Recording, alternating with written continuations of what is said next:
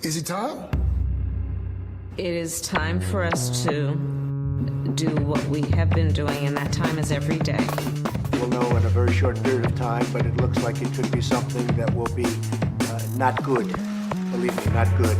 I see issue with that. And again, hey. You're not going to be able to insult your way to the presidency. That's not going to happen. I don't know who created Pokemon Go, but I'm trying to figure out how we get them to have Pokemon go to the polls. I'm Ted Cruz, and my pronoun is kiss my ass. So when you think about it, there is great significance to the passage of time in terms of what we need to do to lay these wires, what we need to do to create these jobs.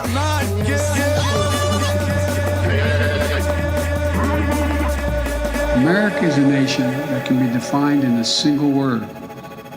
I was going to Not good. Believe me, not good.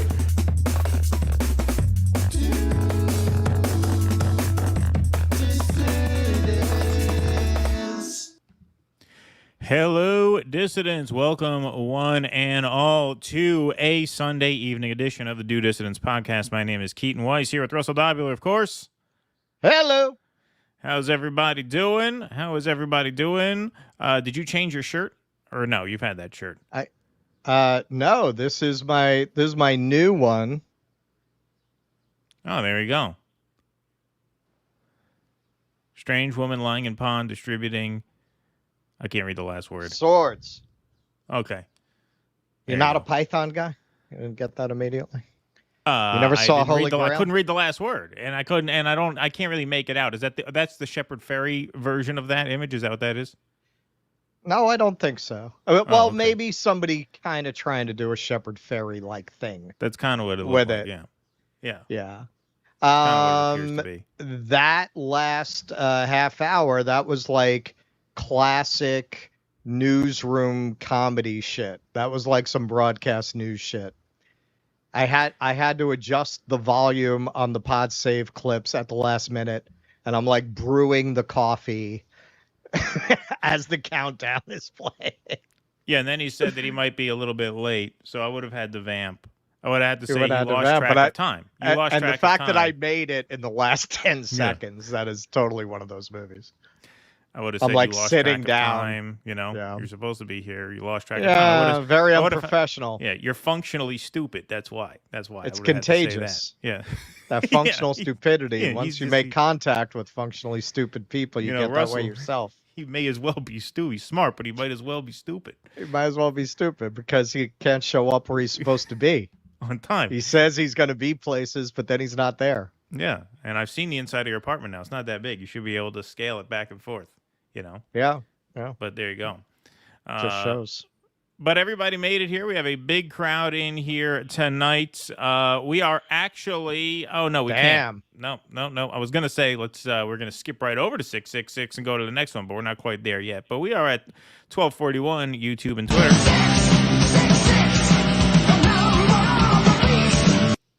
And what about Rumble? Plenty. 956. The left-hand path. 956 overall.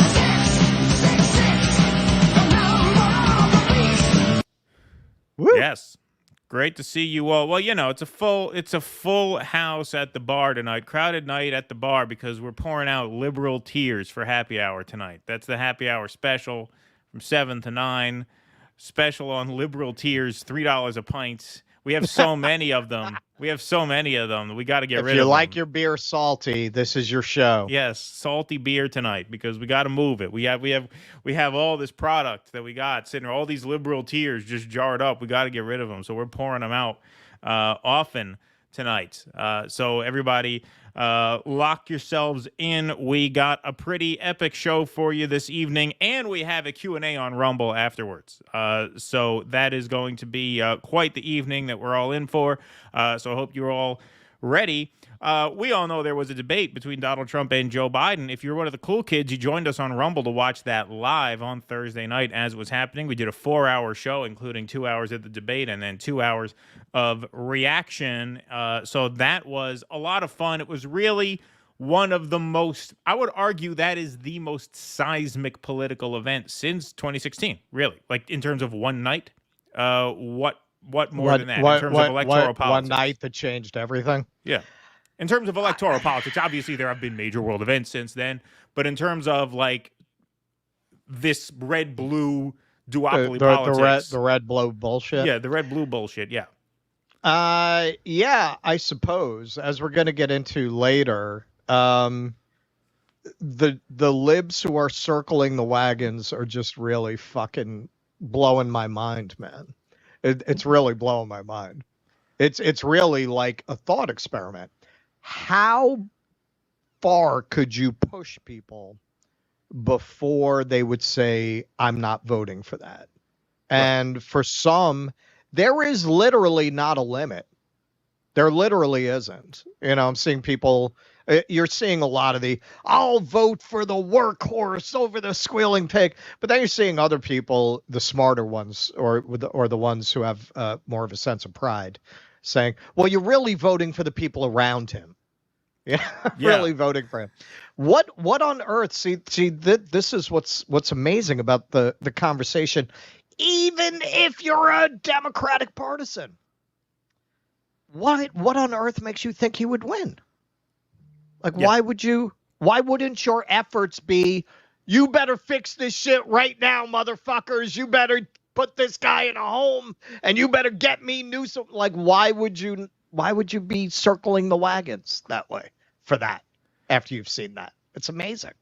It is quite something, and you know the responses do vary. But after the debate, the morning after the Biden versus Trump debacle, to be precise, at 6 o'clock Eastern time in the morning on a program called Morning Joe.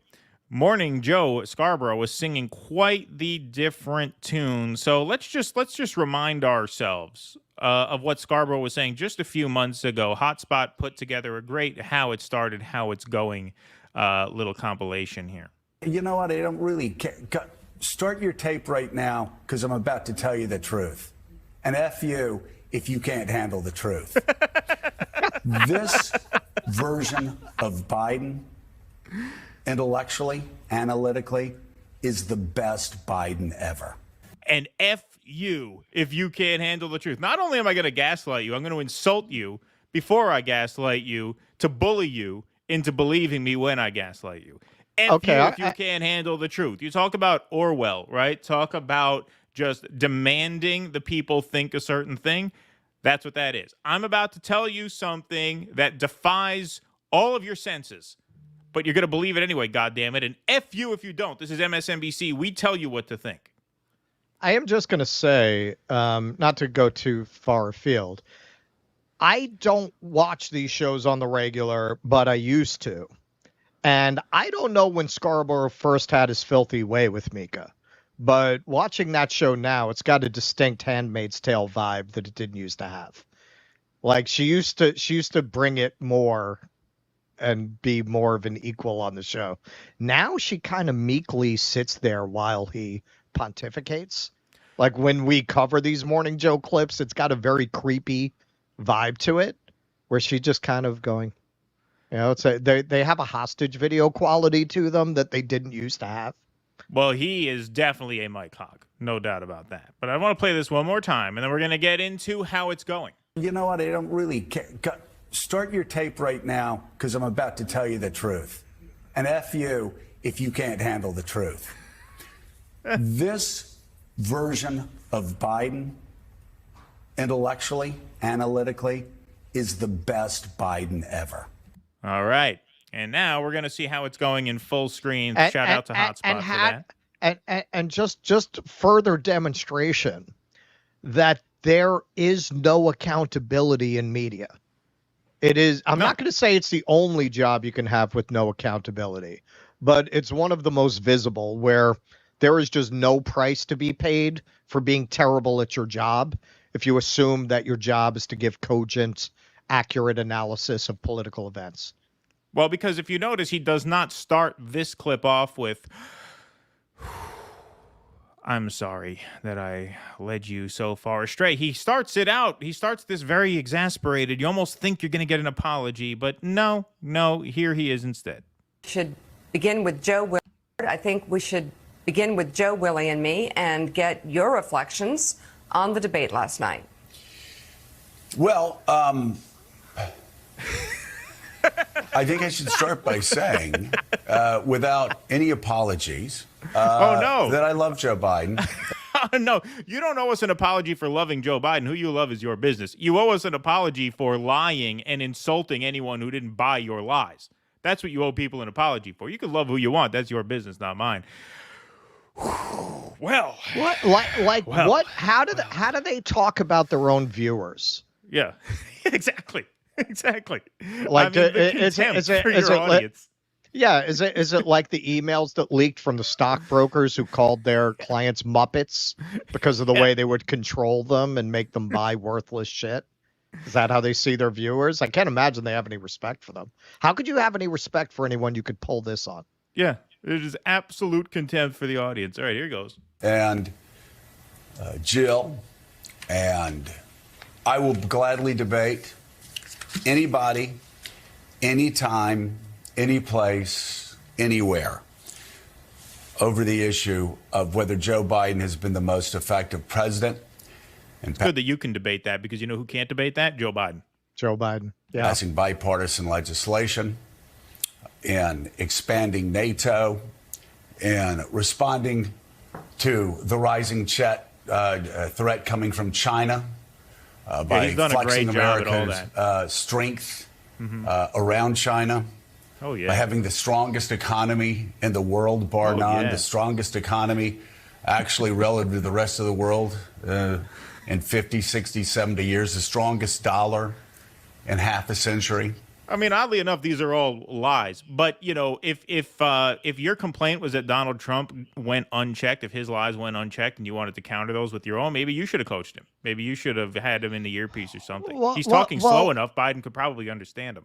Well, also, if you want an appreciation for how completely North Korean the level of propaganda in America is, the idea that they have managed to convince his zombie hordes of followers, and who knew there were any until this debate came out, and all these people are coming out talking about how they affirmatively are for Biden. It's not just a vote against Trump. He's been a transformative president, and unlike Trump, he's honest. You're Joe Biden is honest?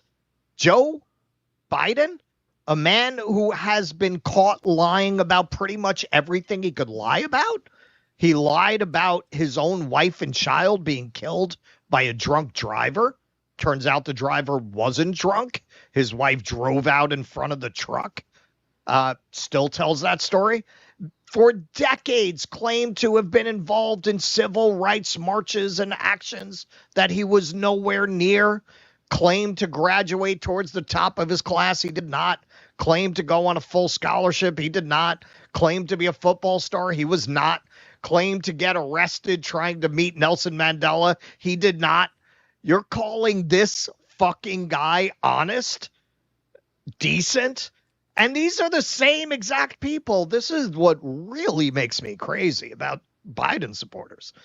These are always the people who want to tell you how much Black Lives Matter more than anybody else. They can't tell you enough how much they believe, because they're usually white. They can't tell you enough how much they believe Black Lives Matter. The fucking guy is the author of mass incarceration.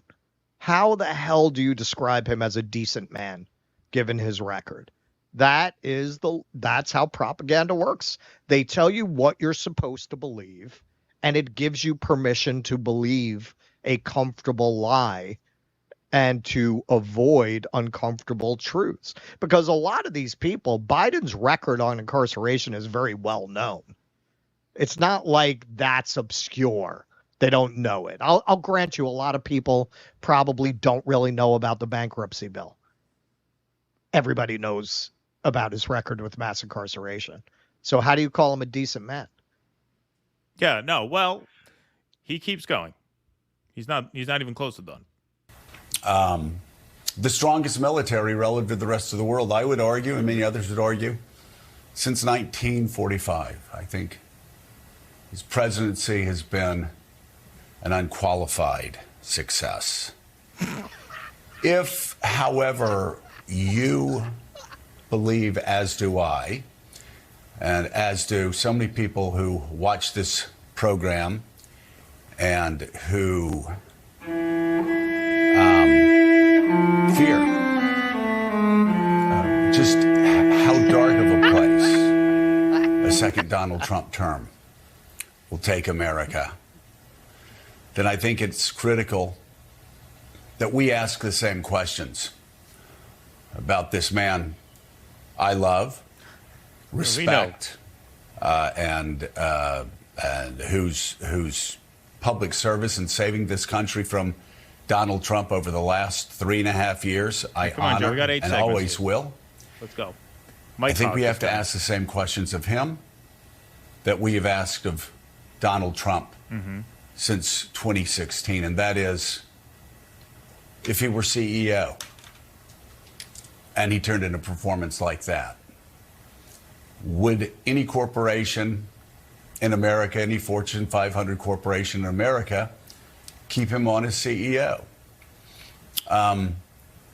If this were Donald Trump, time and time again, we talked about the Goldwater. Where's the Barry Goldwater?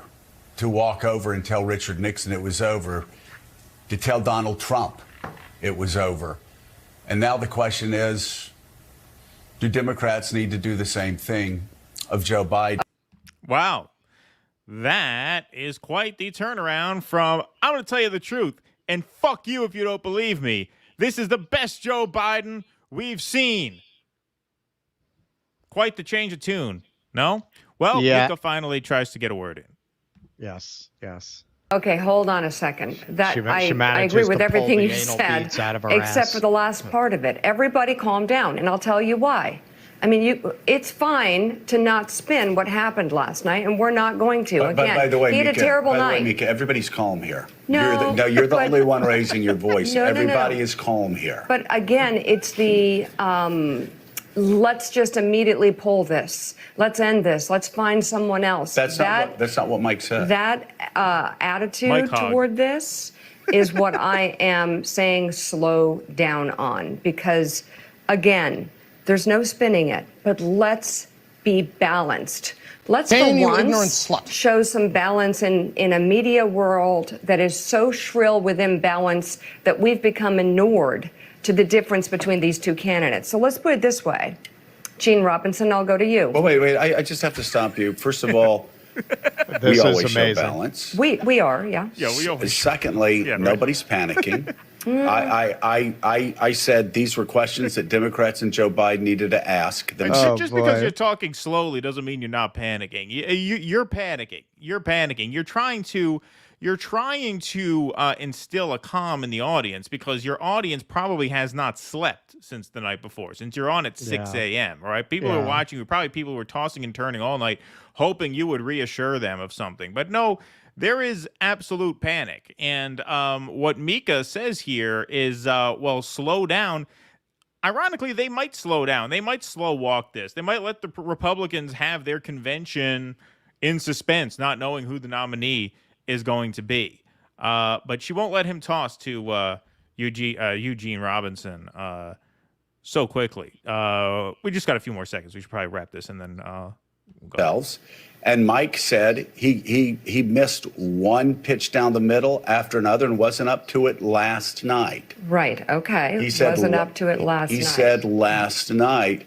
So I will say that it's not panic. I mean, it's not being panicked. To understand what's at stake and understand the window is closing very quickly. And if last night did not reveal that to you and other Democrats, then it needs to be revealed pretty soon. Yeah, I would say so. I would say you're kind of right about that. But then again, why were you on the air just a few months ago? You know what? I don't really care.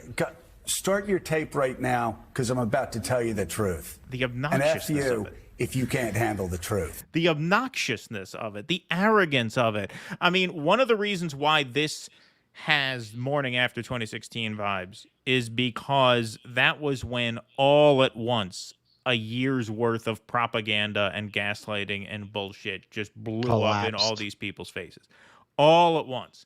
And that's what this was. You head into the debate feeling confident. Don't forget, they were shit-talking Donald Trump. Why is he lowering expectations for himself, saying Biden's a good debater, right? It's because he's scared. People were saying Donald Trump wasn't going to show up. It's 50-50, James Carville says, whether Trump will show up at all, right? Go in with such a chip on their shoulder, such arrogance, and to come out the morning after like that is the exact same thing. Going into, whatever the date was, November 8th, 2016, that morning, they had the world was their oyster. They were guaranteed, they were confident as hell they were going to win, and then the day after, shattered. To borrow a title. Yeah, well, and that's what they are now. Yeah, well, Harry Sisson with no understanding of his almost inevitable destiny as a hustler turning tricks in a back alley in Los Angeles, went on and did a whole pre-debate thing. Yeah, these Republicans, they're going to be really surprised because they think Biden can't debate, and then they're going to see when Trump gets in there.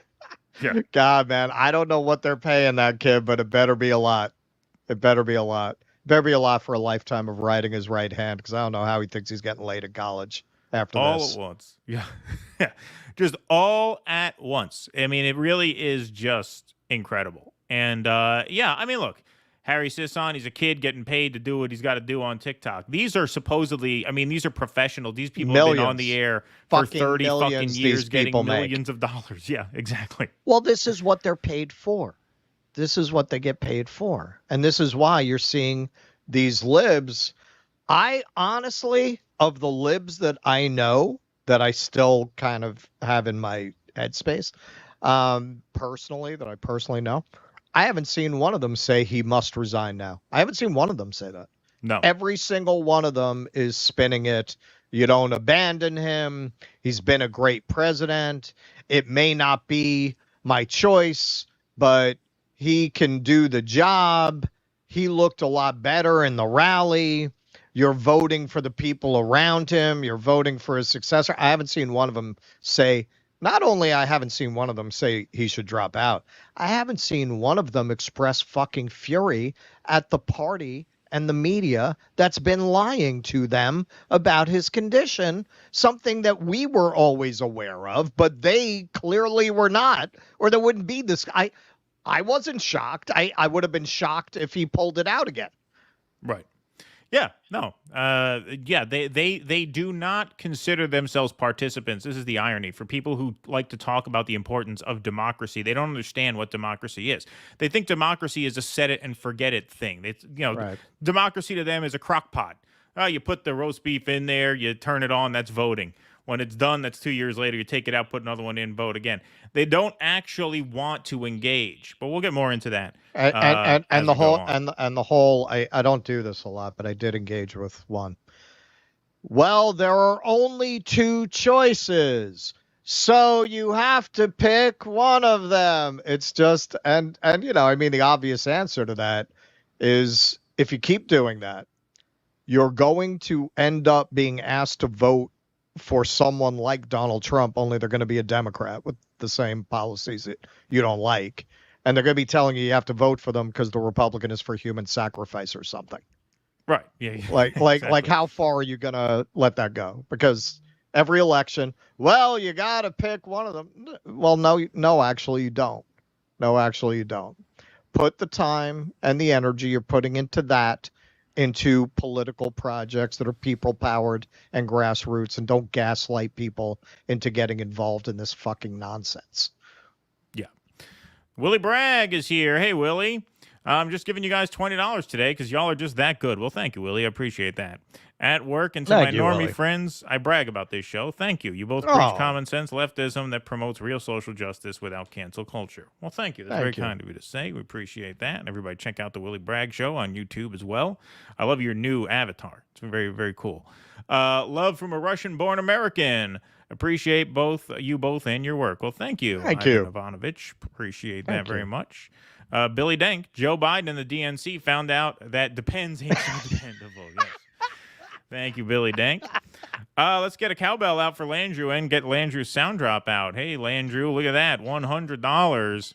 So the question is, who is running this shit show now that we know Genocide Joe is not running day-to-day of the evil empire? Cabinet cabal of the 50s morons. Who is taking us in genocide war? Russia, China, and war on, Russia, China, and Iran. Well, Landrew. Landrew is dead. Russ mentioned in the last segment that, people are saying, well, you're not really voting for Biden. You're voting for the people around him. The people around him are even worse. Biden's my favorite guy in the administration. I'm voting for Kamala. Well, that's a horse of a different color. You're voting for Blinken. What a gem he is. You're voting for Jake Sullivan, Lloyd Austin, Janet Yellen. He's my favorite. Biden's my favorite one of the bunch. The others are worse than him. Right. So to answer your question, that's who's running it. That's who's running it. And that's why confidence has so cratered, because Biden is not he is inadequate as a figurehead. You see right through him, right to Anthony Blinken, right to Jake Sullivan, right to Lloyd Austin. In the classic sense. The reason presidents are generally charismatic is they're supposed to be the figurehead, to be the sort of happy face on all the ugly people in back of them who don't have the talent to actually run for office, but really run the evil business of the empire. With Biden, you don't see that. You just see right through him because he's a non-entity, as we just saw. Mr. Cellophane, Mr. Cellophane. All right, we went through both.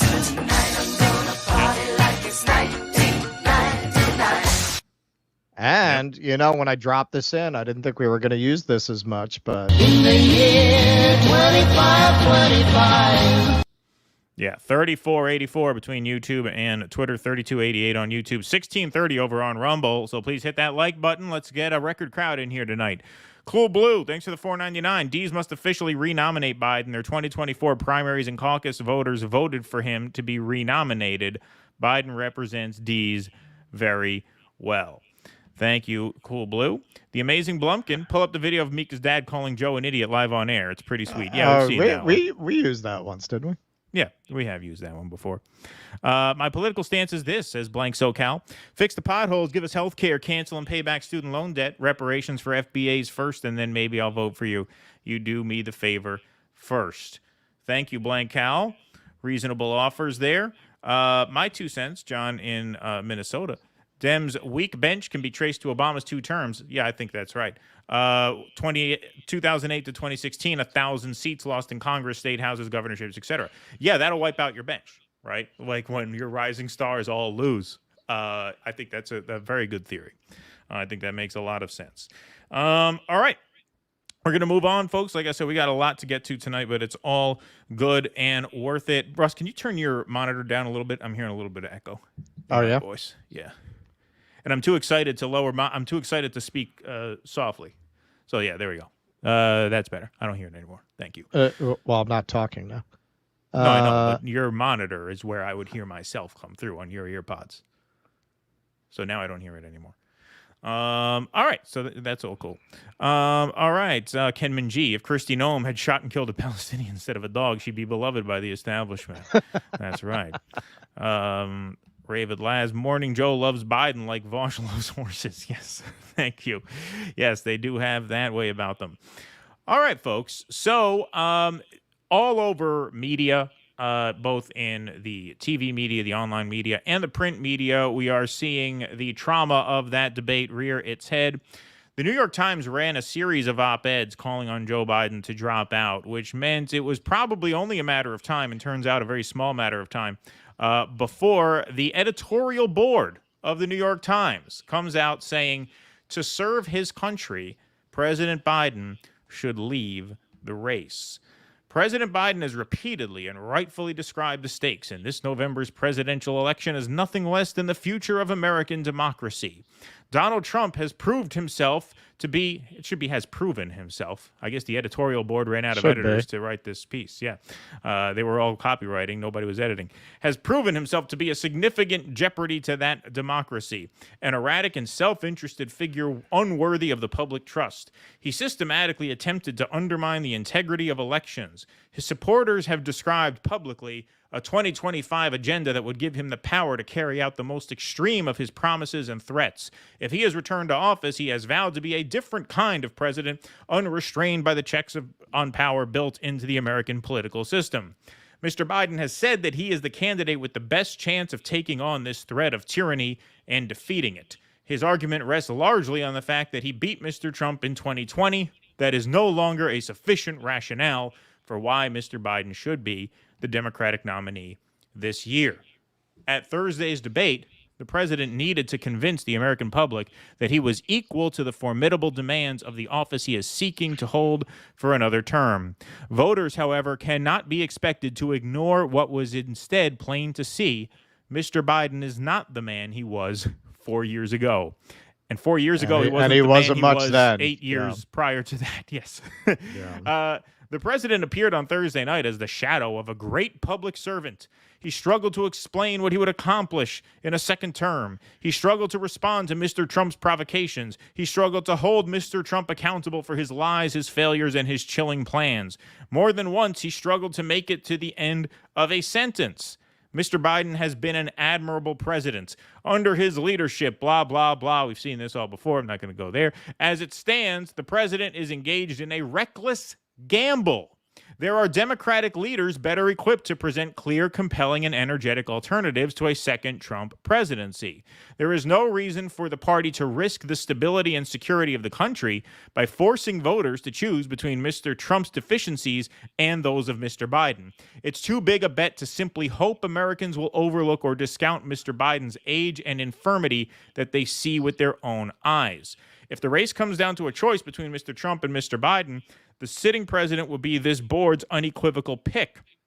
That is how much of a danger Mr. Trump poses. But given that very danger, named Vagina. But given that very danger, the stakes for the country and the uneven abilities of Mr. Biden, the United States needs a stronger opponent to the presumptive Republican nominee.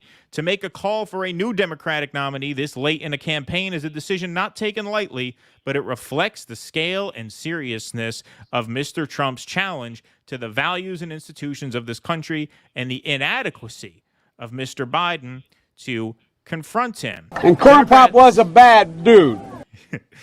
I mean, that would have actually been better than anything that he did. If he had launched into a Corn Pop story. Yeah, just go full psycho and try and knock Trump off balance. Yeah, that would have been good. And Corn Pop used to stroke the hair on my legs. Yeah, right, exactly. Yeah.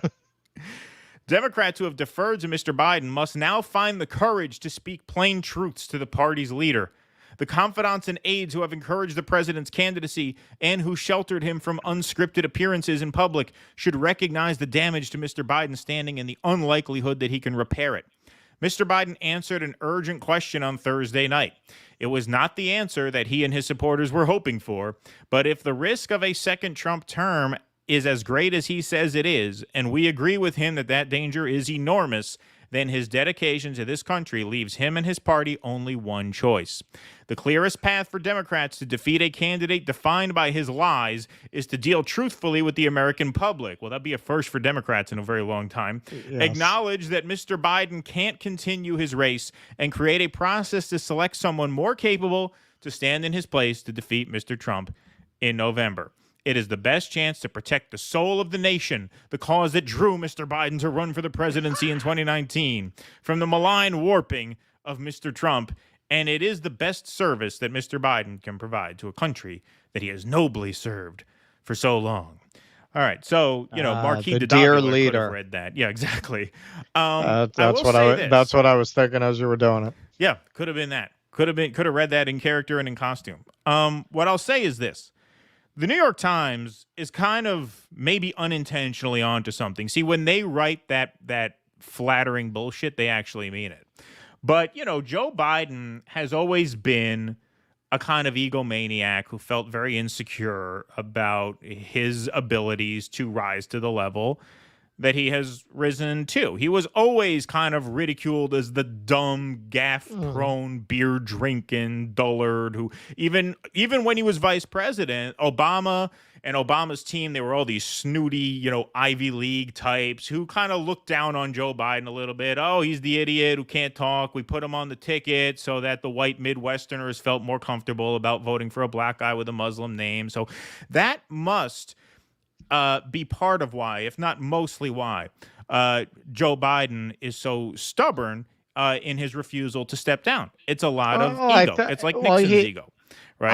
I was going to say, I'm surprised more people don't draw a comparison to Nixon. I suppose it's because the people who write those kinds of op-eds never would make that comparison, even if they thought it privately. Right. He is very Nixonian in his resentments. He's like a Nixon who doesn't have a right to be embittered because he's not smart or talented. Right, because he was never really worthy of more than he ascended to. In this case, he's punching way above his weight. He was punching way above his weight as the vice president. But his ego is what's motivating him. And so the way to get him to quit, well, first of all, you may as well just try telling him he already did quit. I mean, that has a 50-50 chance of working. You wanted to drop out? No, Joe, you dropped out. You dropped out yesterday. Yeah, you dropped out yesterday. Well, you don't remember? You don't remember? It was between the salmon and the chocolate pudding. Yeah, exactly. We gave the press conference and everything. It's cool. The way to get him to drop out, like, you can't, like, what this op-ed is kind of doing is it's hinting to him that, Joe, you could go down in history as a hero, as the man who served his country for 5 decades until the bitter end, until he could no longer stand on the stage. And then he withdrew for the good of the nation, for the soul of the nation, to pass the torch. He sacrificed himself for the good of the country. You would go down as the William Wallace of shit liberty if you just withdrew from the race right now. You would be a hero. And that's exactly in these how they people's should eyes. put it to him. Yeah, That's how you would be a hero forever if you dropped out now. No, I don't believe that. I think, you know, whatever. Everybody knows that. But I'm saying this is what you would tell him if you wanted him to drop out. Well, he's going to be remembered as a symptom of the final collapse of the United States. The fact that he was made president. Him and Trump will both be remembered that way. Right. Like this is the mad emperor's final act. Of course. But I'm saying flatter him. Tell him you can go down in history as the hero who fell on his sword to protect the future of his country, or you can go down, and this was where they'd have to get tough. You can go down as the most selfish bastard in American history who turned the keys back over to Donald Trump because your ego was too big to acknowledge that you obviously ran out of gas. That is how you put it to him if you want him out, because he is going to have to decide not to run. I know people are saying Jill Biden is pulling the strings. It's his call. It is his call. He has to release the delegates at the convention. So you got to get to him in some way. He's an egomaniac. He always has been an insecure egomaniac. Tell him you drop out, you go down as a hero. You stay in, you go down as the most selfish asshole in the history of the country. That's how you do it. Yeah. And so I think this op-ed kind of pursued the former. He's also reputed to be a really nasty bastard. So he could just snap and growl at anyone who says that to him. Hey, I'll show you just because I want that. Where's my pudding? Yeah. Yeah. That could be too. That is certainly you remind me of a flock of lemur. Where's my pudding? Yeah, right. You remind me of a 3-toed sloth, so slow with the pudding. Where's the food? Exactly. Well, I've been waiting all night for my pudding. I can't eat anything else. But the other part of this is that once the editorial board turns on you, I mean, how do they go back? How do they backtrack that? I mean, I guess they said in the article, look, if it comes down to it, we'll back him. But man, you have a lot of ink spilled. There is no level of debasement these people are not prepared to subject themselves to. They do not have pride. They do not have dignity. They do not have shame. Yes, if the order comes down, it's Biden or bust, they will turn on a dime. Oh yeah, they'll go back. But you have to be all in on a candidate to run any kind of effective campaign, and they've showed their hand that they're not. They're not. Yes, while Joe Biden is not the man he once was, he is 5 times the man that Donald Trump is. Yeah. Well, you'll see plenty of that, for sure. P. Walker, I said after the debate, the inability of the PMC to ever admit error, along with the memory holding the entire debate, is going to keep Biden in the nomination. Expect them to rewrite history. Well, some of them are starting. We'll see. Yeah, while you're saying, I don't know which of the screenshots you used, but one of them, all that happened was Donald Trump lied all night. You see it in one of the clips we're showing tonight. They're trying to blame CNN. That whole thing. Yes, and your network let him get away with it. You know whose fucking job it is to push back on Donald Trump if he's lying? Right. The candidate. Right. Exactly. It's not the job of the moderators to do that. And they've rightly been getting shit going back to Mitt Romney for fact-checking candidates in real time because it plays as partisan because it is. CNN, to their credit, that clip's been making the rounds. They fact-checked Biden, and he lied all night, too. Not that Donald Trump didn't. They both did. Right. Kenman, I'll be watching Liquid Sky on Criterion tonight on Russ's Holy recommendation shit. several shows ago. Yeah, man, that is a fucking time capsule of a movie. Keep in mind when you watch it, that movie hit right before AIDS exploded into the public consciousness. It plays as very creepy when you consider that, because the whole scene of the whole crowd in the East Village bohemian scene in the early 80s that film is capturing, half those people are going to be dead in 5 years. Keep that in mind when you watch it.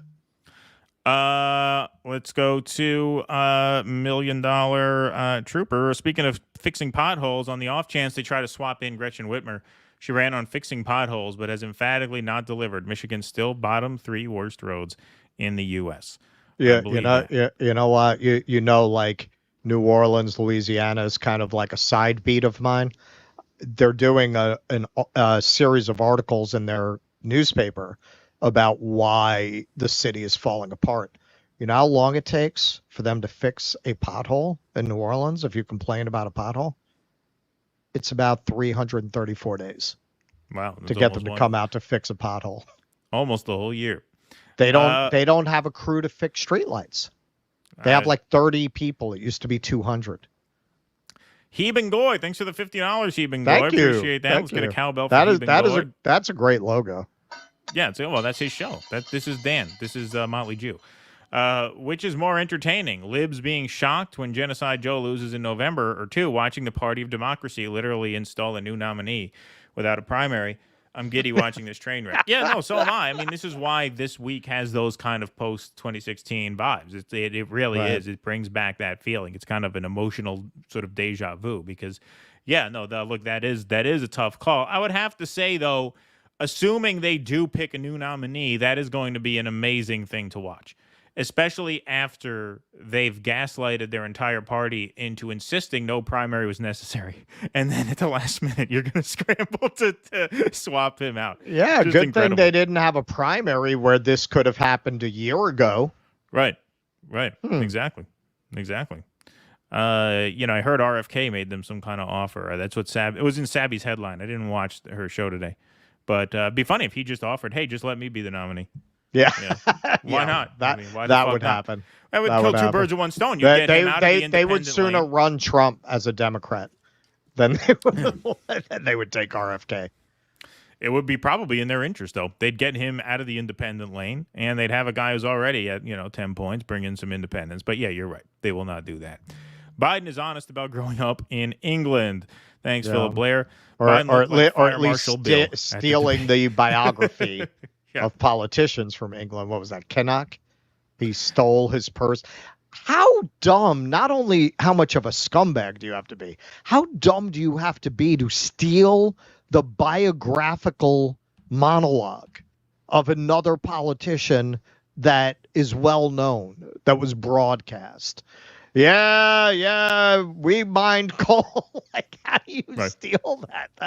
That's pathological. That's not as or more pathological than Donald Trump. I would argue Biden is more of a pathological liar than Donald Trump.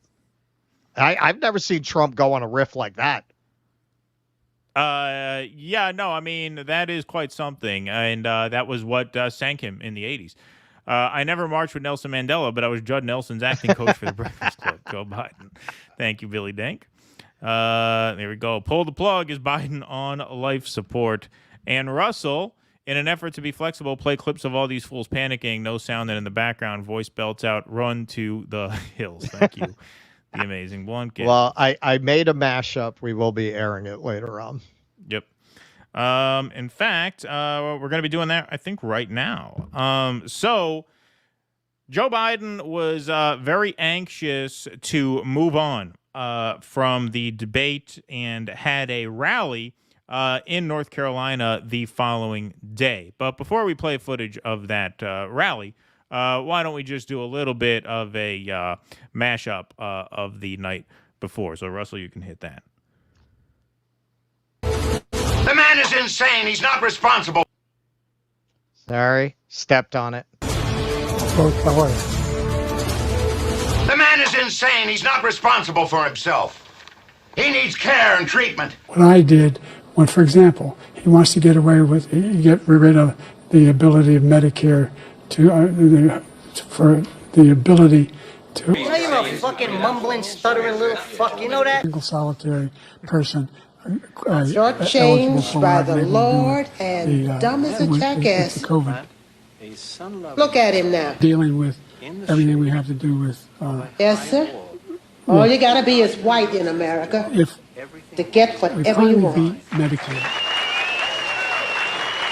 But when he talks about a convicted felon, his president became sort of stronger, including literally his voice, the strength of his voice over the course of the night. Probably peaking towards the very, very end of the debate. Are you serious? What I did, when, for example, he wants to get rid of the ability of Medicare for the ability. Fuck.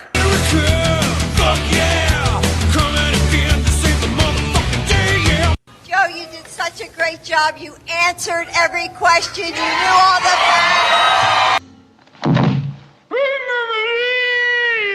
Let me ask the crowd, what did Trump do? Why? Yes.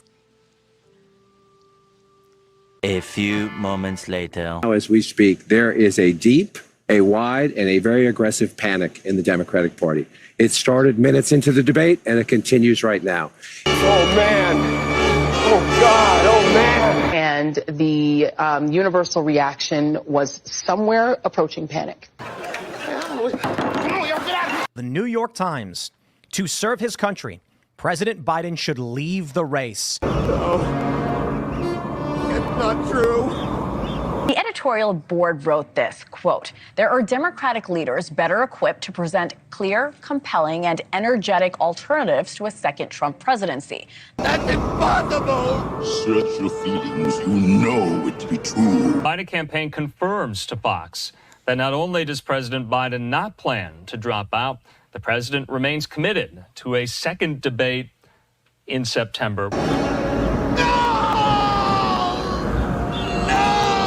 Let Putin say, do what you want, NATO. Just do what you want. I'm so wasted. There's a thing called Article 5. An attack on one is attack on all. Shit, it's gonna be that kind of a party. I'm gonna stick my dick in a mashed potato. Woo! So that was the night before.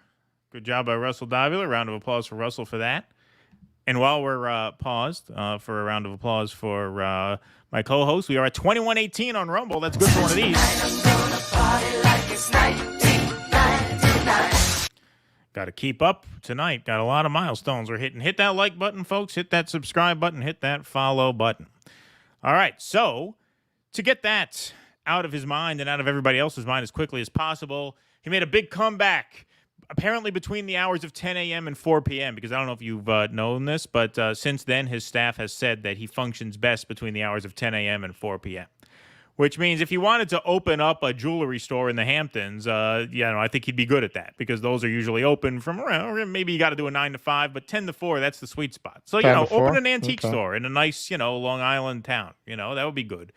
Presidency, you got to do longer and more irregular hours on occasion, but here he is, the big comeback appearance the next day in North Carolina. Don't count me out. Well, I know.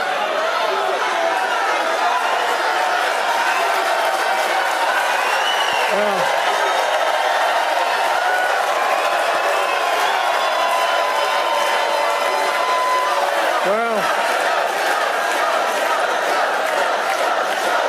I don't. Folks. We may have counted him out too soon. I don't know. I'm starting to maybe think maybe we should cut these first few segments out of the show. Because there he was, MSNBC. I don't debate as well as I used to, but I know what I do know. I know how many adrenochrome suppositories do they have to shove up his ass to get that? Yeah, well, I mean, it worked. They got 1 minute in the can. Beautiful, beautiful job. Barbara Waldron tweets out, to all you Democrats stirring the pot, we want Joe Biden. So if you can't support and help, get the hell out of the way. I stand with Biden. This is a pattern with libs. You see this in entertainment too. When they get fan backlash, they really like to tell the fans to stop watching and stop reading. And then when the product tanks, they complain that the fans stopped watching and reading. Yeah, right, exactly. Yeah. That is a common sort of passive aggressive trait. Honesty, how refreshing. Shame on the media for not making a huge deal of all the lies Trump told. And CNN, let's stand. Lawrence Tribe, this guy's a Harvard professor. Yes. The only way Biden can protect the soul of the nation, as he deeply wants to, if he's not going to drop out, and he probably won't, he's got to own his own aging stumbles and admit his weaknesses, but recover each time and return to the basics. No guarantee, but he can do it. Nanny Goat, and this is the Joe we know. Don't give up on him. We all bought the more important than anything hype. I don't really know what that means. You mean this election's more important than anything? Because I don't believe you guys think that's hype. I think you're still on board with that. Yeah. It's funny, man. There's a lot of people doing time for selling weed who know a very different Joe. Most of them are black, though, and of a social strata you probably don't encounter a lot. Nanny Goat. Out of sight, out of mind. We are what's important, and that's why he loves us. Debate schmabate. That's a good hashtag. Debate schmabate. So these are some memes that Russell found. I didn't post who posted them because some of these are probably personal friends of his. Don't do that. Some of these he probably owes money to, and they'll get extra mad at him if they find out he's trashing them. Fuck them. They'll never get a dime out of me. Yeah. You're not getting a pony. No one is getting a pony. Your choices are a proven older workhorse and a loud squealing pig. Yes, here comes the cope. He wasn't feeling well, and he was arguing with the actual devil. Don't you dare abandon him. Right, wasn't feeling well. Again, you just had it come out today. He's best between the hours of 10 and 4. This is a regular thing. They could have seen this coming. Now, this is a quote from the Mueller She Wrote account, the Mueller She Wrote podcast, which, as I remember, took like tens of thousands of dollars of pandemic relief money for her podcast. Man, I am such a sucker for not getting in on that.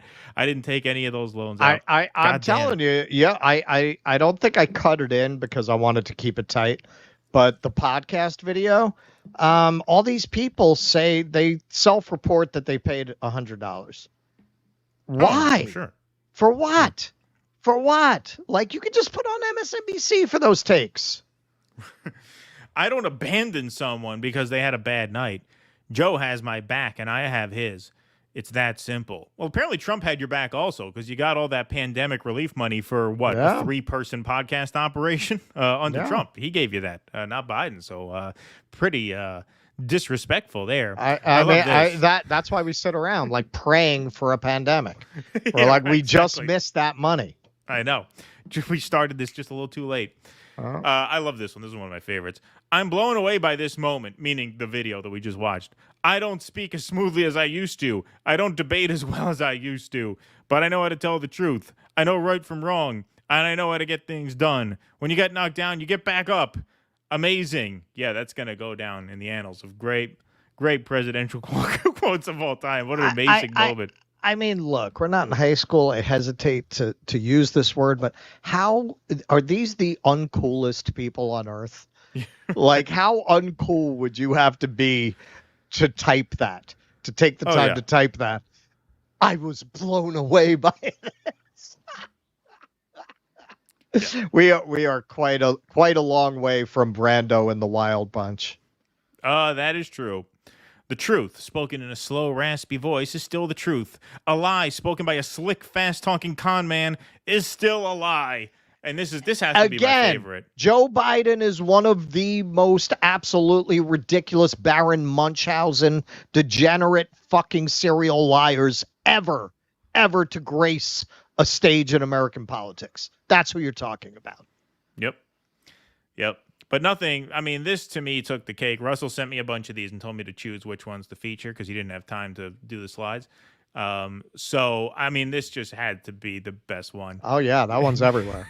Joe's not perfect, but he's a better person than most of us, especially the other guy. This is from a group, so I figured I could leave the page name in. Don't base everything on public speaking skills. Yeah, you know who else spoke in complete sentences? Hitler. Yeah. So you don't love Hitler, do or you? Obama.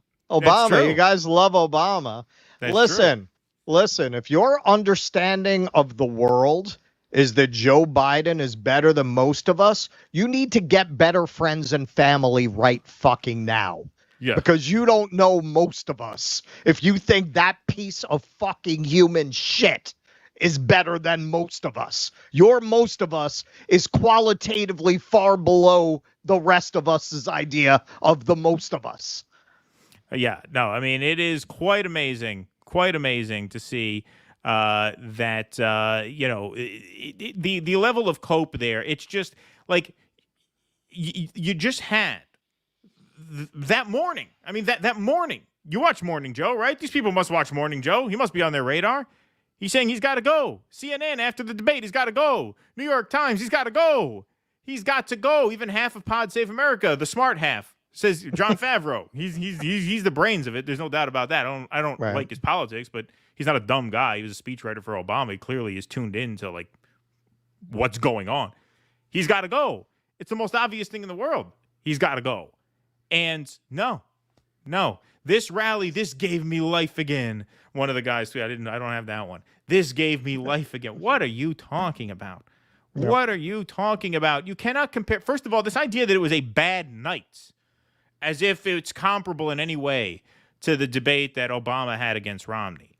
The debate Obama had against Romney was he was lazy, he was uninspired, and he just failed to push back on what Mitt Romney was saying.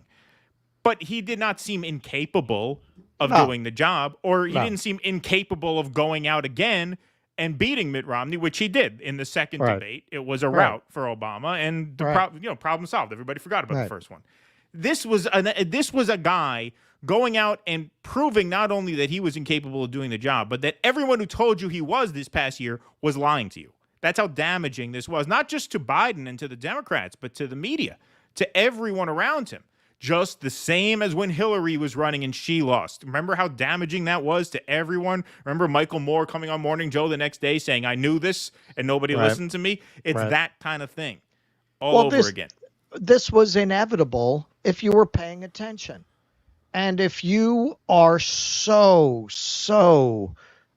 completely brainwashed and conditioned to believe whatever signaling you get from the elites of your party, that you're supposed to pretend that what you saw you didn't see, you deserve what you get, man. You deserve what you get. How many times does Lucy have to pull the football away before you realize the game is rigged? How many times do they have to tell you Hillary's gonna win and bring the Senate and Congress along with her? She might flip Texas. How many times do they have to tell you bullshit like that turns out to be absolutely, completely false before you stop listening to these people? No, well, this is what I hinted at in one of the previous segments. For people who fret about the future of democracy and the sanctitude of democracy, they understand nothing about what democracy actually is. To them, democracy is reacting to the news of the day, telling your friends what you think about the news of the day. No, you're supposed to have input. You're supposed to affect the news of the day, not just react to the news of the day. In a democracy, you create the news of the day. You contribute input to the democratic system, which then spits back an output responsive to your input. They do not see it that way.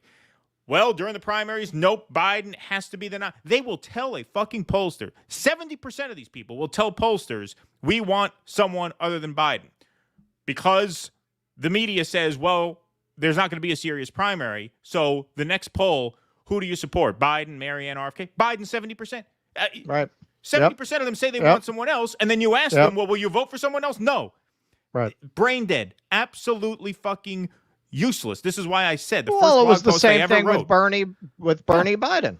Because they liked Bernie better than Biden in every poll in 2020. They agreed with his policies more. All it took was a thumbs down from Obama. That's it. And Clyburn. Right. Clyburn and Obama went. That was it. Right. They do not understand the role that they are supposed to play in the democracy. They think their role is to comment on social media and then vote. That's it. Like in a democracy, you would be demanding, as you said in the earlier segment, you would be demanding a fix to this right now. First of all, you would say, how dare you lie us out of a primary by telling us this guy was good to go. And B, fix this now, or we're not voting for you. We're boycotting the ticket. No, they will never do any of these things. It's, oh, well, he really blew it. I guess they should nominate someone else. That's what Morning Joe said. Oh, wait, now MSNBC says he did well at the rally the next day. Oh, okay. Well, I guess he's back. I guess we shouldn't give up on him. It's just reacting to the news. They don't understand that in a democratic system, you are supposed to affect these outcomes. You're actually supposed to affect the outcomes with action. Well, as I've said many times in print and on here, most of them do not have politics. Right. It's a lifestyle brand. Just like they want to be seen wearing Lululemon, just like they want to be seen driving an EV or whatever is popular in their suburb, just like they want to put that lawn sign out while they live in a probably almost all white suburb. They want to put out, oh, everyone is welcome. We believe in this house.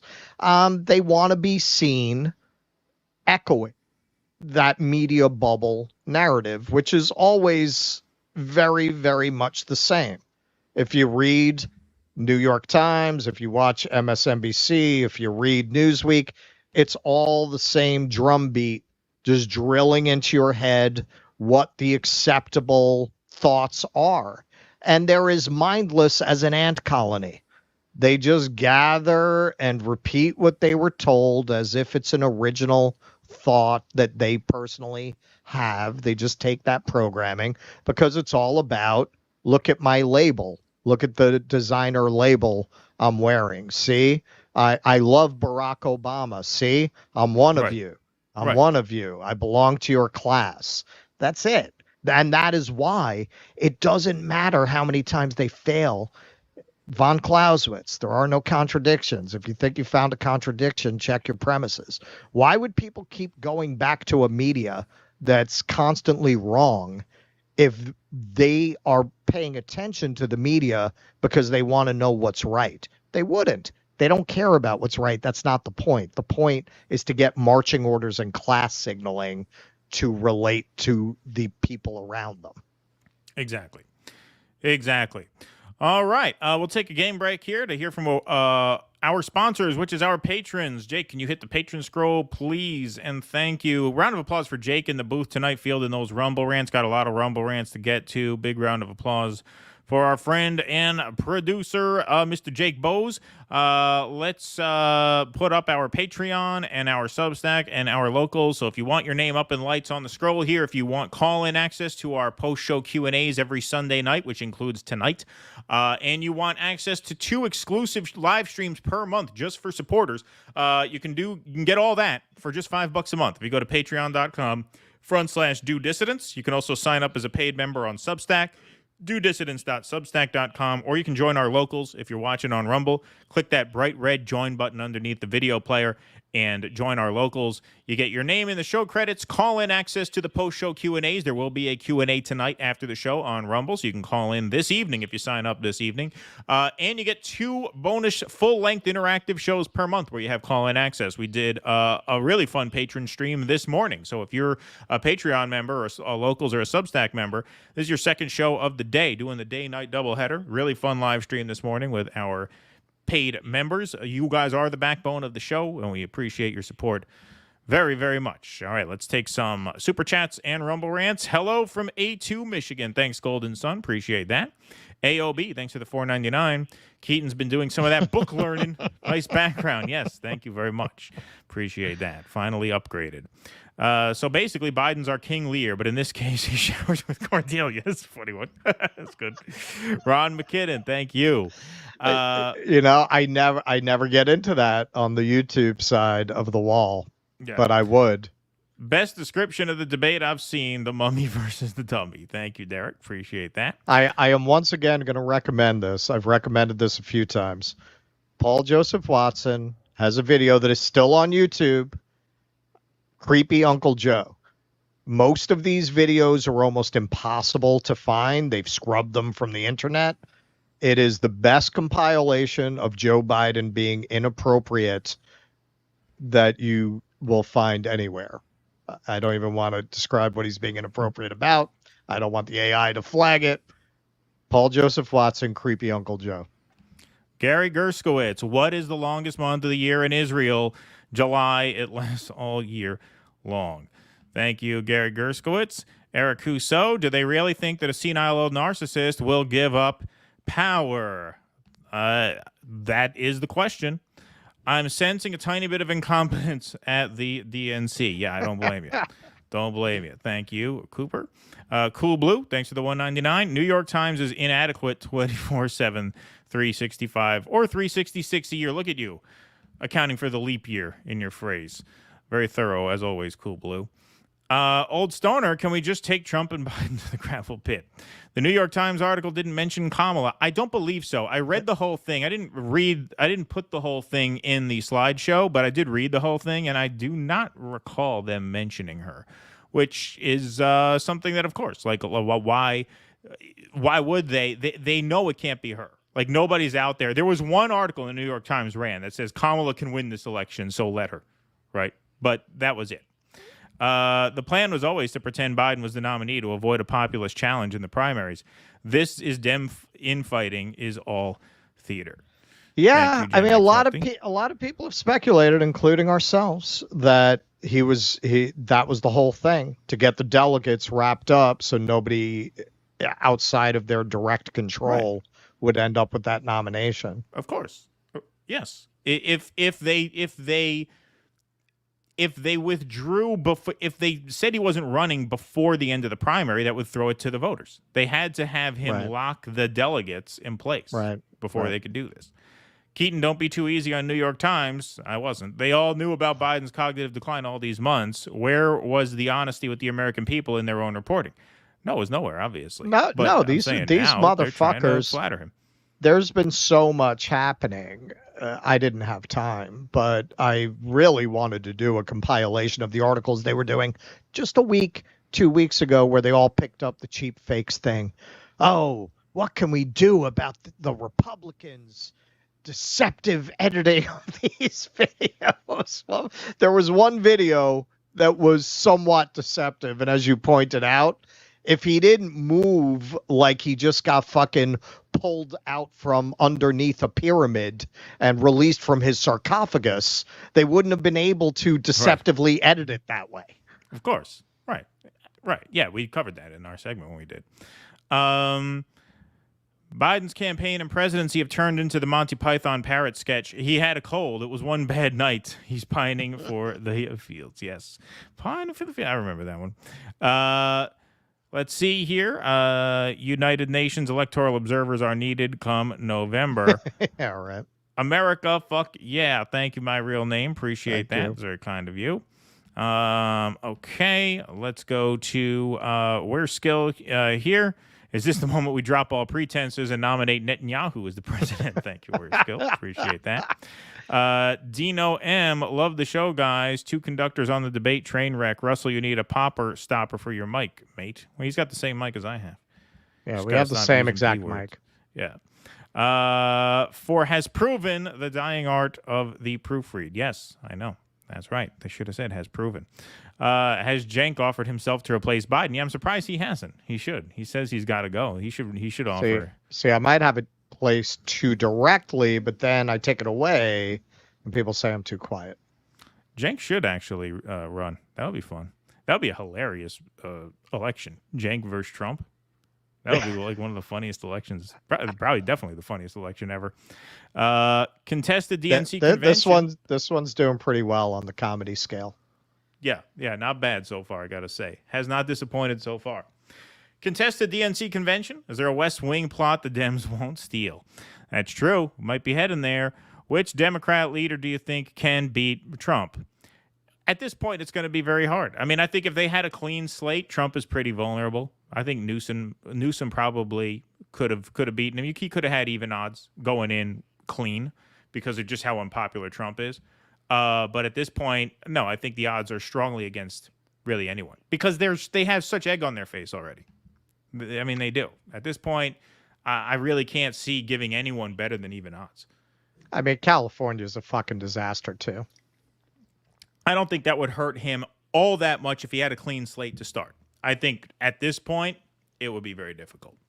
It would be very difficult because Trump just has very high negatives. So, like, if he had a clean slate, but you don't have a clean slate, now you're going in doing cleanup duty after you were caught lying to everybody, and Newsom's already smiling like a sleazebag. Oh, no, it's going to be Biden. You know, like, yeah, I mean, it's FUBAR, I think. Oh, me? Did somebody say my name? Yeah, exactly. Like, yeah. 2580 on Rumble. In the year 2525. Alrighty. We got Brandon Guillory. Yeah, how do these write-in Biden schmucks feel now? The truth all set them free. Yeah, that's true. Monkey Mugs, keep up the great work. Much love from Baton Rouge. Appreciate that. Thank you. Mark Hamill doing the Emperor's bidding. Yes, thank you. Appreciate that. All right. We got a few quick ones here to do, but I think this is all worth doing. So, you know, one guy who can never be accused of being too happy is Bill Maher. And Bill Maher seemed to read this more or less the way we did. The election is over, he says. I don't want to show a lot of the tape from last night because it's too hard to look at.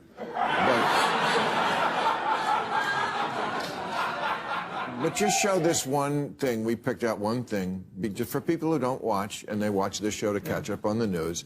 This is what the Republicans are going to show from now until Election Day. Making sure that we're able to make every single solitary person eligible for what I've been able to do with the COVID. Excuse me, with dealing with everything we have to do with. See that head? Look, that's Chris Matthews. If we finally beat Medicare. Thank you, President Biden. President Trump? Well, he's right. He did beat Medicare. He beat it to death. You see the head, the way he turned that head? He wanted to. He knew the two-shot would be up there. He wanted to have his head turning like, let's watch the guy show how crazy he is. He's looking for it. Look, this election. You're blaming that on Trump? No, and I'm watching his theatrical ability. He is playing this. Okay, but he didn't have to do anything. I mean, he came out. It reminded me of when Mike Tyson used to knock guys out in 90 seconds. Like, that was like 2 minutes into the debate, and I went, oh, this election is over. I mean, that was like a haymaker, right? Look, I'm watching the guy. He is so fast on the trigger. I watched him. He comes up with, well, he pulled out of Afghanistan in a disastrous way. That's true. He didn't fire anybody. He didn't fire Jake Tapper or any of the generals. That's all true. Then he'll throw in, oh, by the way, illegal people can get Medicare and Social Security. No, they can't. He just throws in the lies. He mixes up the lies with some truth. Yeah, And Obama, I'm sorry, Biden is not smart enough to keep up with him. He just can't keep up with him. Well, isn't that the whole point? Yeah. You need a guy to keep up with them.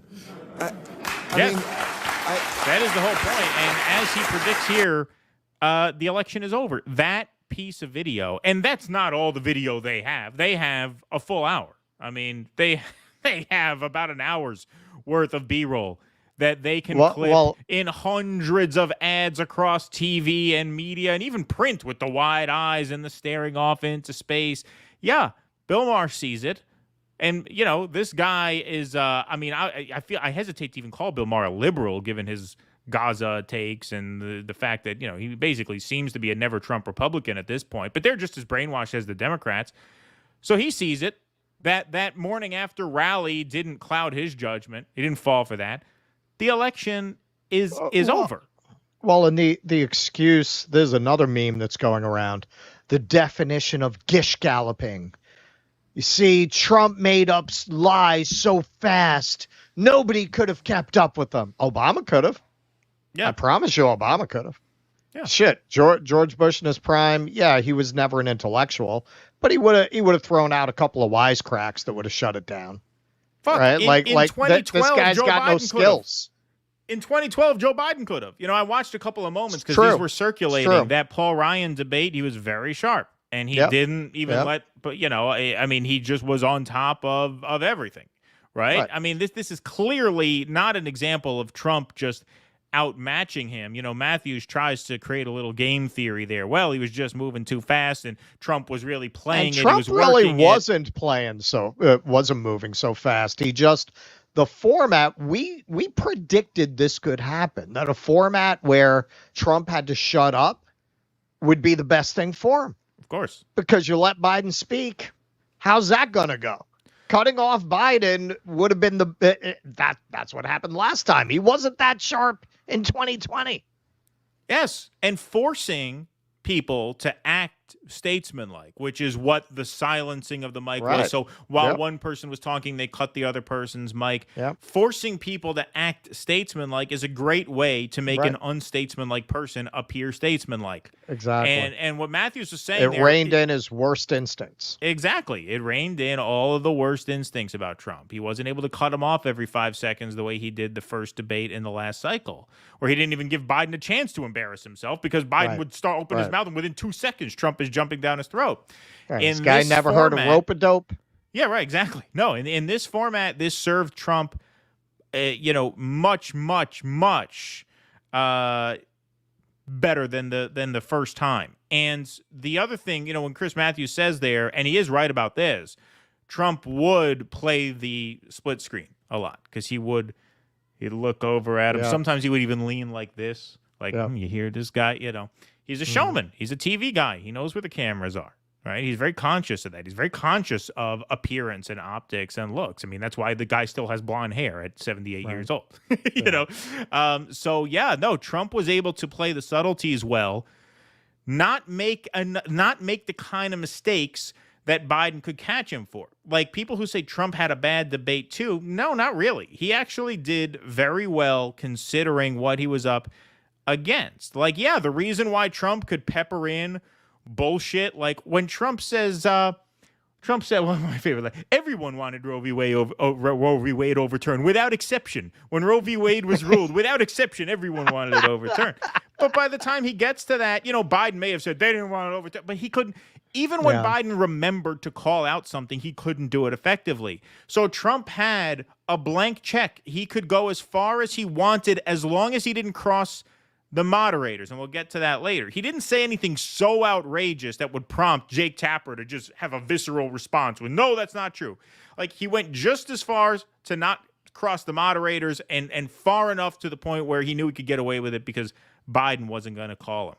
And when you see the mismatch in ability there, what Bill Maher said, it's the only thing you could think there. You watch and you say, this is over. Because the other thing that you have to keep in mind, folks, is Biden's not getting a shot at redemption. Trump is not going to agree to a second or a third debate after that. Trump even said in the middle of this one, I don't even know why we're doing this. That's how ridiculous this is. So you think with that footage in the can, he's Right. going to give Biden a chance to come back Right. and beat him? No fucking Right. way. You're not getting another debate. That's the Right. one debate this cycle if Biden is the candidate.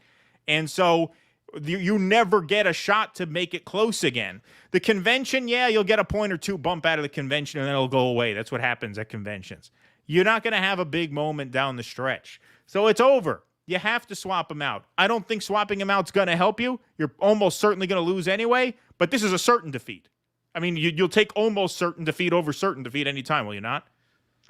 Right. And they could swap them out after the convention. I mean, that's the Politico article laid out that case, and I think it was pretty strong.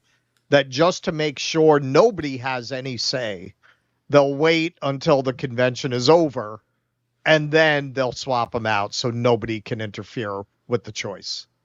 Yes, I think that is a possibility. I think that serves them in the sense that you get through the Republican convention with them not knowing who the nominee is. Like, that's an advantage to doing it that way, because part of a convention is attacking the opponent. Well, the Republicans don't know who to attack because they don't know who the nominee is going to be. That's one way to work Oprah. that. Yeah, right. Exactly. They'll just have a 2 minutes hate against every possible candidate: Michelle Obama, Gretchen Whitmer, Gavin Newsom, everybody. It's hard to imagine it wouldn't be Newsom, but it might not be for that exact reason. They might think that's too obvious, right? Right. So who knows? Who knows? Maybe they will get Oprah. Yeah, maybe they should attack Oprah. She already has the requisite experience with coddling perverts. Yeah, right, exactly. Yeah, she'd fit in well.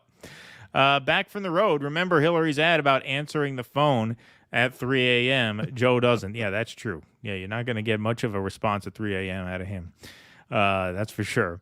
Has James Carville weighed in? He's so wise. Yeah, he did another video. With Axios, right? Yeah. Maybe we'll do that Tuesday. It was just too much on the docket for tonight. Ken has Bernie Sanders for POTUS now. Yeah, I'm sure they'll do that. They moved mountains to get and beef. That'll be hilarious. The ultimate irony, they call him up. Listen, Bernie, we need you to run. Bernie, now that you got your mind right, we don't mind you so much. Yeah, right, exactly. Now that we broke you with threats of prosecuting your wife. Yeah. I care for seniors with dementia. 3 to 4 p.m. is sundowning when their dementia starts to become its strongest. Yeah. Interesting. Interesting. Ken Texican, ditto times 10 for Dobbs' memorandum of understanding about most of us. Salud. Thank you, Ken Texican. Appreciate that. Let's see here. By the way, I've never watched a debate of your politics live before. It was a ball here. Yeah, I imagine that must have been quite entertaining. Sure, I'm not it's sure where very you're funny from, if you don't live here. Well, could you imagine watching that and being invested in the outcome? That must have been extremely stressful. If you're a real partisan Democrat watching that, Jesus. Well, you could see I sent you some memes where people had their personal freakouts. I'm still with Joe. Yeah. But hey, because we're the 400-pound gorilla stomping around on the earth, everyone is invested in our elections. It's something that for Americans, it's inconceivable. We fucking barely understand how other people's governments work, much less follow their elections. But you go to other countries, they know everything about ours. Yep, that's true. P.W. Walker must have cost quite a bit to fill that room. What, $50 a head? When you are a machine party, you have organizations that have endorsed the president. Hey, come out. We're going to have lunch after, that makes it easy. That's why even that Bowman AOC Bernie farce, at least a third of the people there were DSA. They were volunteers. They were staff. The local SEIU chapter says, hey, Biden's giving a rally today. Come on down. We're going to have, hot dogs and, tater tots after, whatever. Yeah. They make a day. Very few true civilians at that rally. Exactly. Oh, spelling in my last post. Apologies. That's all right, Pablo Diablo. Thank you. I like your screen name there, too. It's all right. Try to top I know how to tell the truth as a punchline. You can't. Thank you, $1 Million Trooper. Appreciate that.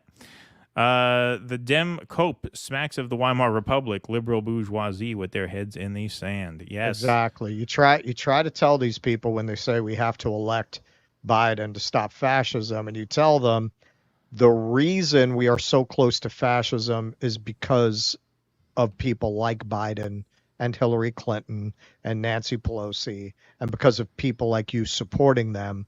That just does not compute. Yeah.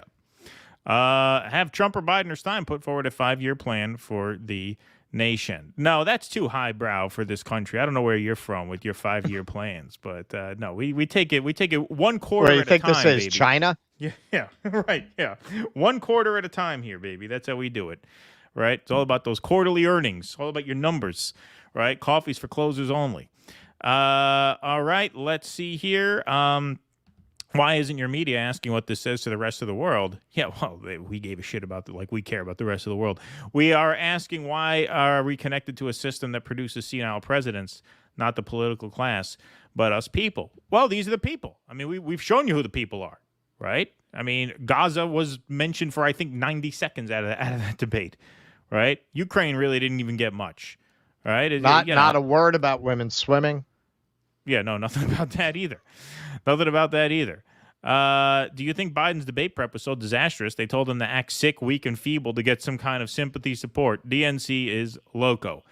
No, I think well, what was that report that he did worse in the prep? That his closing statement was worse in the prep? I saw something like that. I didn't read that. Are you poster? Thanks, Putin. Yeah, no, I didn't read that, actually. Weren't you guys one of the many suggesting, thanks for the $20, Beat, Nick, that's very kind of you, the whole reason for such an early debate was planned for specifically this eventuality, time to replace him if he poops the bed? Yeah, I thought that. That's one of the advantages to having it this early. This was an audition 2 months before. To see if they could get away with foisting this farce on the American public. Exactly. Yep, indeed. Let's see. Biden and Trump are two cheeks in Nite's Yahoo. Thank you for that, Philip Blair. Appreciate that. Anybody else think it wasn't a coincidence that Assange was released same week as this debate? I think it probably was. I mean, he never came up. They never brought him up at all. I mean, he didn't. I don't think Biden said a statement about that. They don't have convictions. They have slogans. That's right. Appreciate that. Ken Texican, thanks for the $10. Please share $1 with most of us to go buy some better friends. Thank you, Ken Texican. Appreciate that. Thank you guys all for your super chats and Rumble rants. They are super helpful. Appreciate that. All right, we're moving right along, folks. We are not done. We have more. So damage control mode has been activated in the Democratic Party. Nancy Pelosi joined Dana Bash on CNN to say, hey, maybe it's not Biden who's addled. Maybe it's Trump who really has the cognitive decline. Yes, that's where she went. That was her idea. This is an opportunity for Joe Biden to go out there and show he has the stamina and the rest. And by the way, while the press, and for some reason they don't, there are healthcare professionals who think that Trump has dementia. That his connection, his thoughts do not go together. And while he may be saying we're enablers, we see Joe Biden up close. We know how attuned he is to the issues, how informed he is. And I debate with him about legislation, and not debate, but discuss it with him. Yeah, you seem like a great witness. You sound like you've had 7 Cosmos already, and this is a morning show. Yeah, take it from me. He's fine. Listen, medical professionals think that Donald Trump has dementia, not Biden, and we talk to him a lot, and we think that he's fine. And why would we say any different? It's not like I'm a senior ranking Democrat. It's not like I'm biased or anything. Wow. Somebody get me a martini. Yeah. He's right there. So in any case, it was a bad night. Let's not sugarcoat that. It was a bad night. It was a great presidency. Oh, it was a bad night. Again, the excuse, a bad night. Let's watch this one more time. Discuss it with him. He's right there. So in any case, it was a bad night. Let's not sugarcoat that. It It was a bad night. It was a great presidency. You had 50 million people watch this thing, which is actually, as I understand, down 30% from the first debate 4 years ago. But then again, this is summertime. It's not down the home stretch of the campaign. It's not September. 50 million people in June is a huge audience. You are never getting that audience back to redeem yourself. You're never getting another chance. Oh, he's fine. When we talk to him, he's fine. Oh, I'm sure behind closed doors with his political allies, where there's no pressure to perform, I'm sure he does better than that. This is politics. You have to do well when the cameras are on. That's the whole point. That's the whole point. I will say once again, Nancy Pelosi is a fucking criminal who belongs in prison. I brought this up. You'll see it in the Pod Save video because I wasn't going to ask about Pelosi, but somebody brought up Pelosi. So of course I had to ask, well, do you think she has a Rain Man skill with stocks?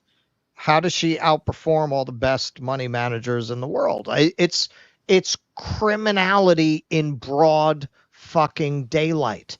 Well, it's such criminality that it's not criminality because there is a carve out in the law that says that they're allowed to do it and we aren't. So technically, she doesn't belong in prison yet. But you asked and then look Kucinich if he would change the law, and he kind of dodged that. So it sounds like she's going to be all right for the time being. You go. I'm certainly not going to come on here and say I'm going to put Nancy Pelosi in prison. Well, why the fuck not? Dennis? These people would not fucking piss on you if you were on fire. What do you care about coming out here and saying you'd put Nancy Pelosi in prison? She belongs in fucking prison. And then look what she did. She's an experienced legislator. She knew how to bury the energy behind reforming the law. First, she said she was against it because that's what she honestly believes. And then she saw how bad the optics were. Then she said, oh, no, okay, all right, we'll do it. And then they fucking wrote a bill that she knew was never going to go anywhere. And then she could say she was for it. Yeah. But that was quite the attempt there to say, oh, no, look at Donald Trump. Yeah, like anybody's going to watch that debate and think that, like, what do you expect people? So what? So people are supposed to take your word for it? Isn't the point of putting the candidates head to head? Isn't part of the reason why people watch debates is to see the candidates just go head to head without their advisors around, without a crowd that's friendly or hostile, right? You just see them for who they are in a neutral environment. In a direct competition. Now they're going to take your word for it. Oh, no, trust me, he's fine. So, no, we look health professional. I know health professionals who say Trump has dementia. Yeah. I mean, you think who's that's to gonna fly? say who has dementia? Right. A lot of people say there is no dementia. It's actually vitamin deficiency. Yeah. It's a wash. Have you read RFK's book? Right, yeah. The next president of the United States, our Robert F. Kennedy Jr., they're going to have to bring him back. Yeah. Says Alzheimer's is nothing that daily iced tea enemas can't cure. Siddhartha Vicious, thanks for the $1. Appreciate that. Biden turned me with that Chumbawamba quote. Yes, that's right. Somebody actually superimposed the music of that song underneath that in one of the clips. That's funny. Greasy Gavin has lots and lots of baggage. He's as sleazy as Trump. Yeah, maybe more if that's possible. Yeah, that's true. Oh, yeah. Yeah. Yep. Bill Maher is Weekend Joy Behar. Thank you. Smell inside your nose. Appreciate that very much.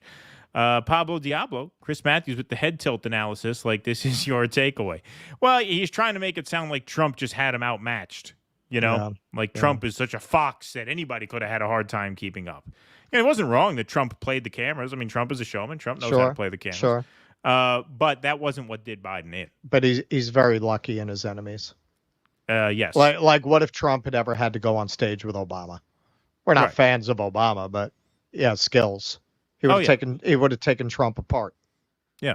Yep. No question.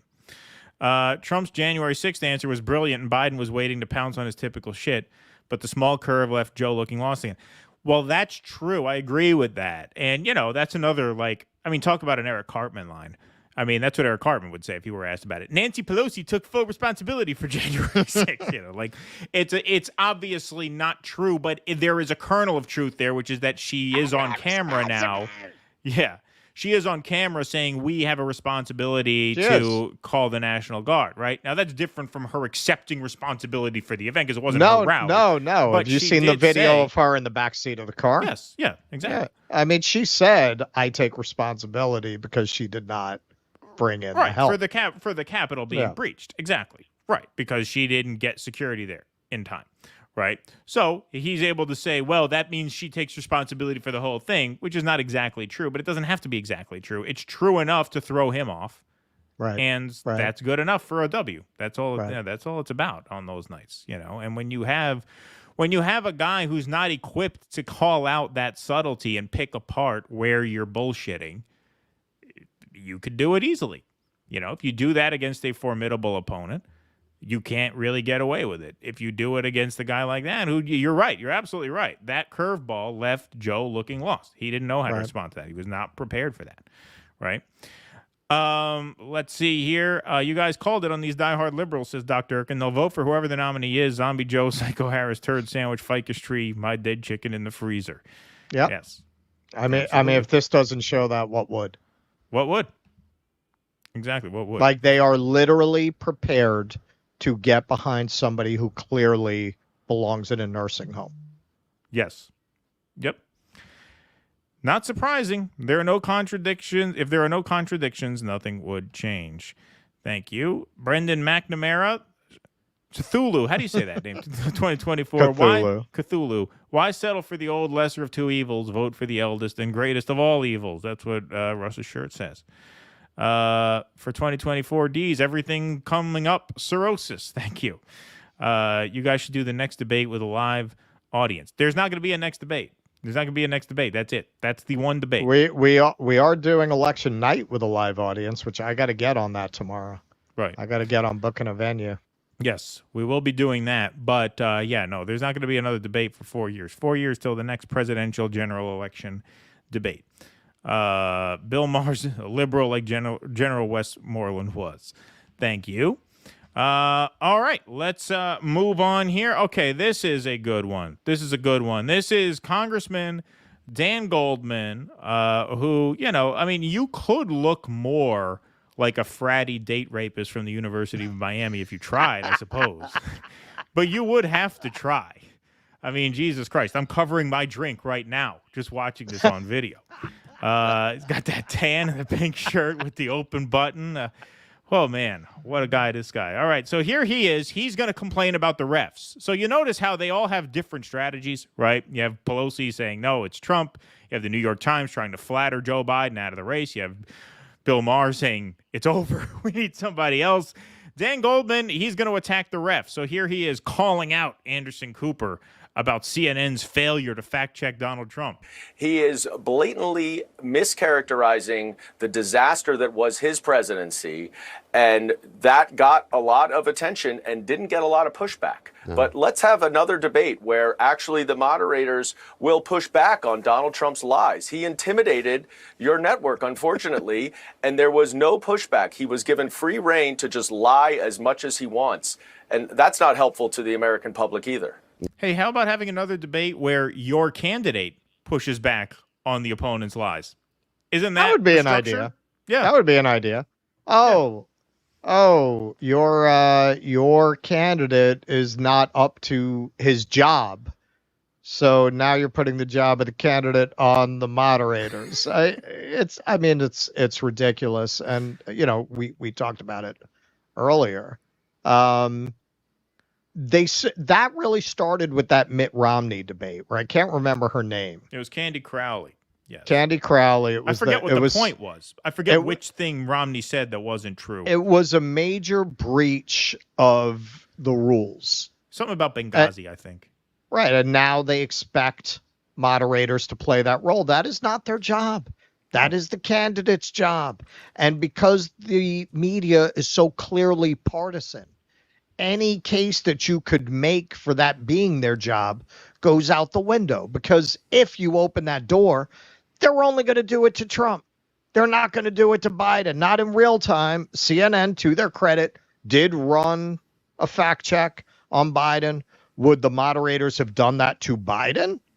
And again, okay, so assume they were neutral and they did it to everybody.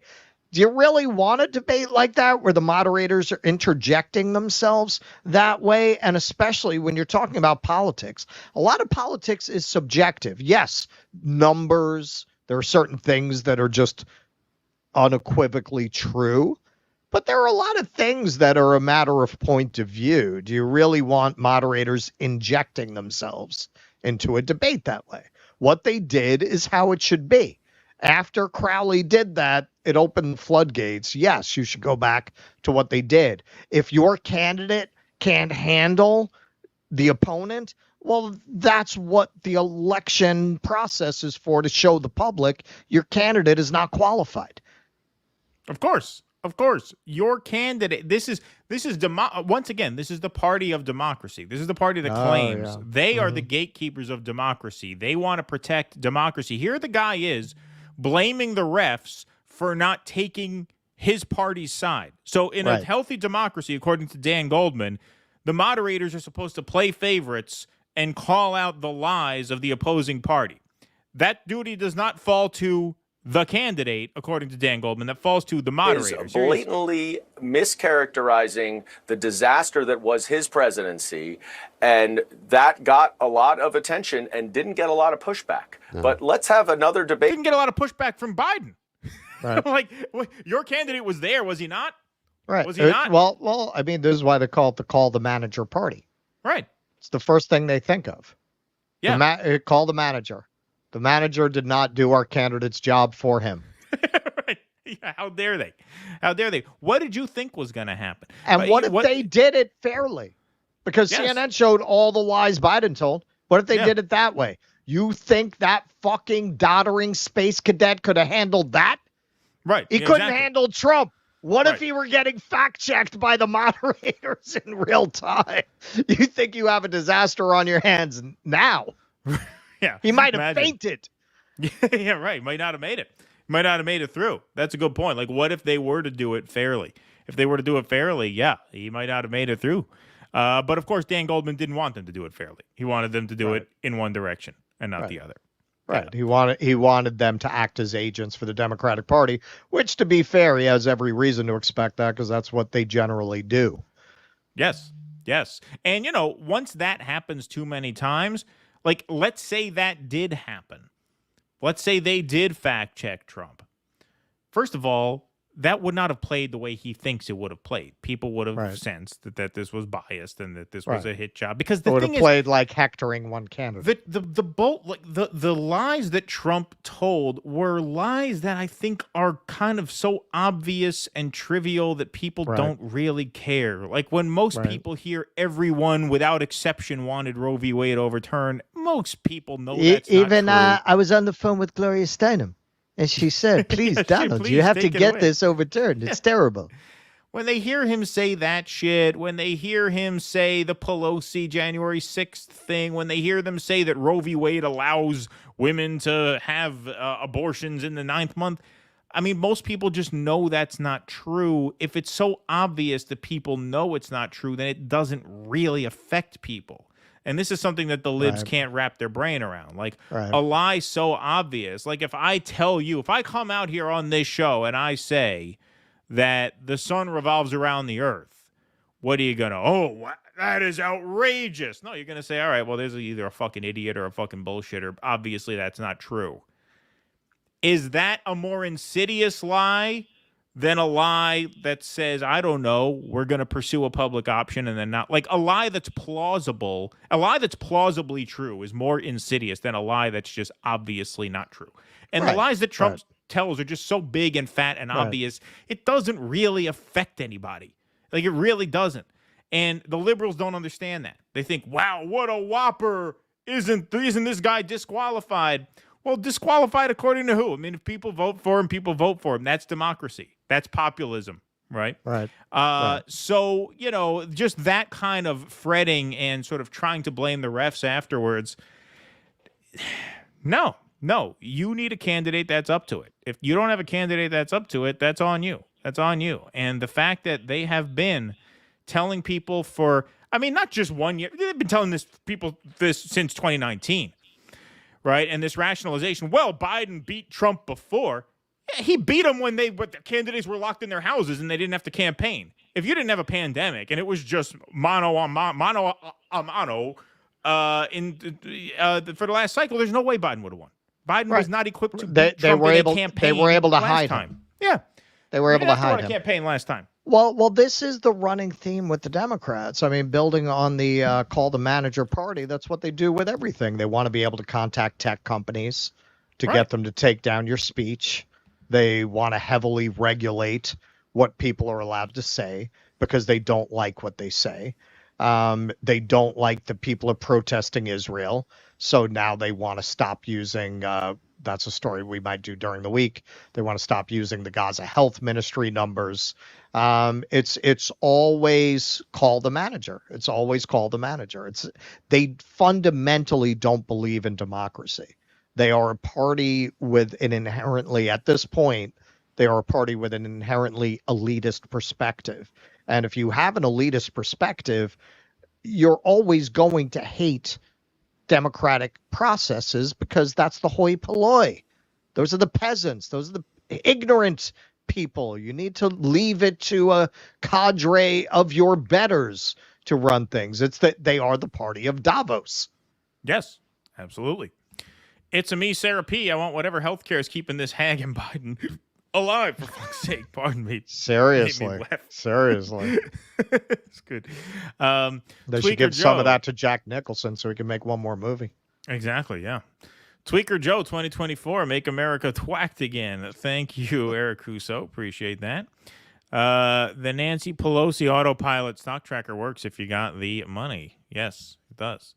Let's see here. Here's some due recompense for Due Dissonance. Thank you for the $5. Appreciate that. Found you guys on Jimmy D. Love finding more true lefties. Thank you very much. Appreciate that. AJMQL1 or I1. Trump went viral globally on the debate for referring to Biden as a Palestinian as a slur. Yes, and that Israel should have finished the job. A very bad, weak Palestinian fighting for the Zionist vote. Yeah, no, I mean, look, they're both absolutely awful on that. And and the fact that got such little time just shows you, you know, just what a horrible state of affairs this is. I mean, that got almost no time. It's amazing. And Ukraine got minimal time too. Yep. Yeah. It all comes back to the border and the deficit and all that. That's all this. It's very blue pill. It exists in a very blue pill space. We only factor. I mean, to be fair, America's always been pretty notoriously disinterested in foreign policy. Yes, that's not a recent development. No, not recent at all.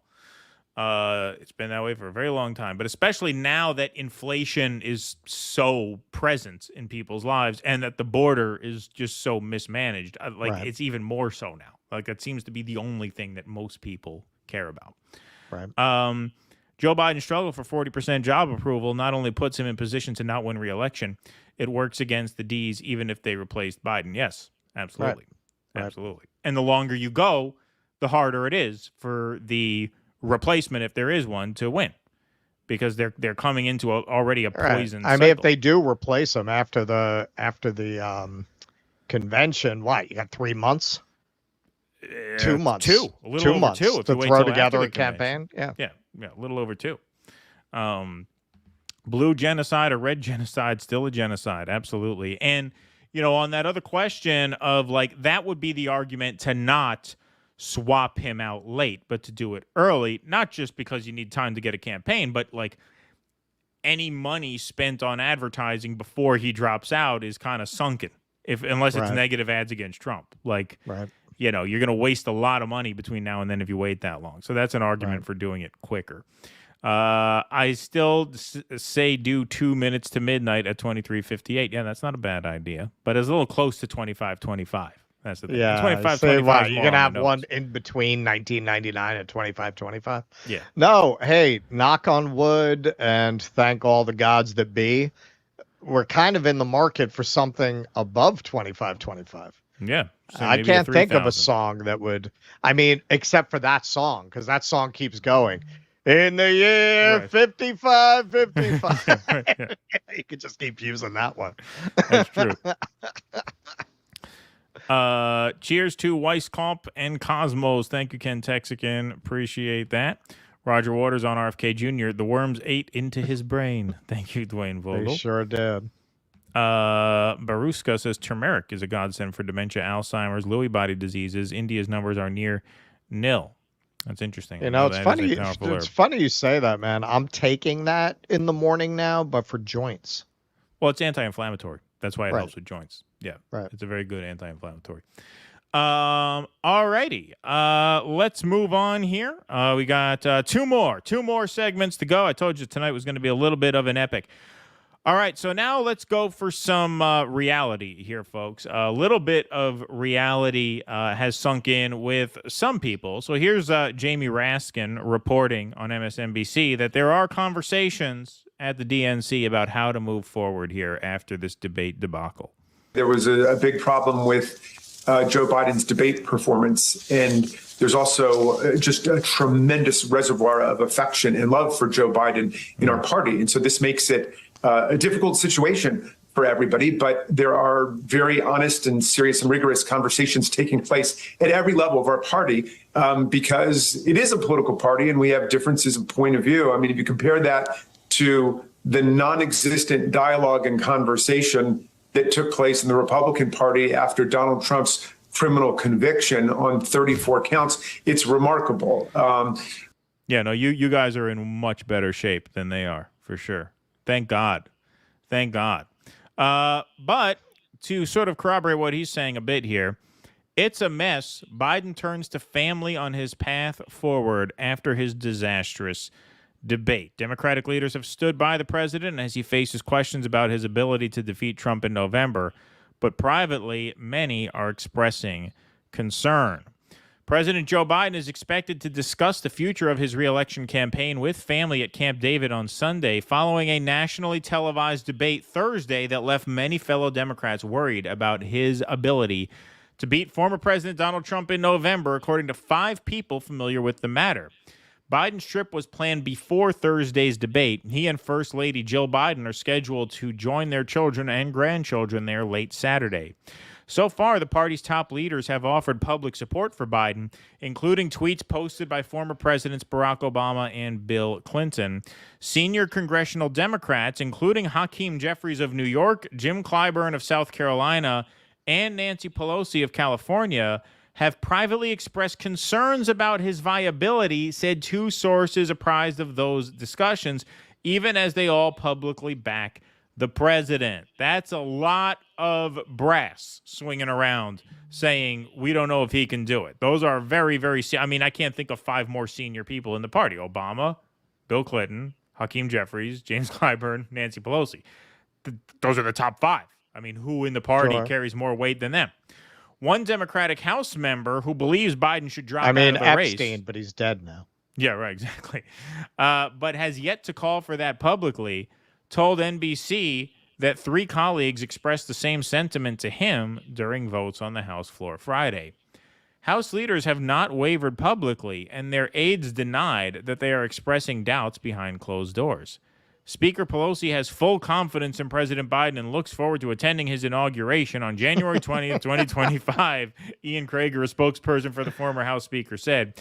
Any suggestion that she is engaged in a different course of action is simply not true. Well, who do we believe now? See, this is the other thing.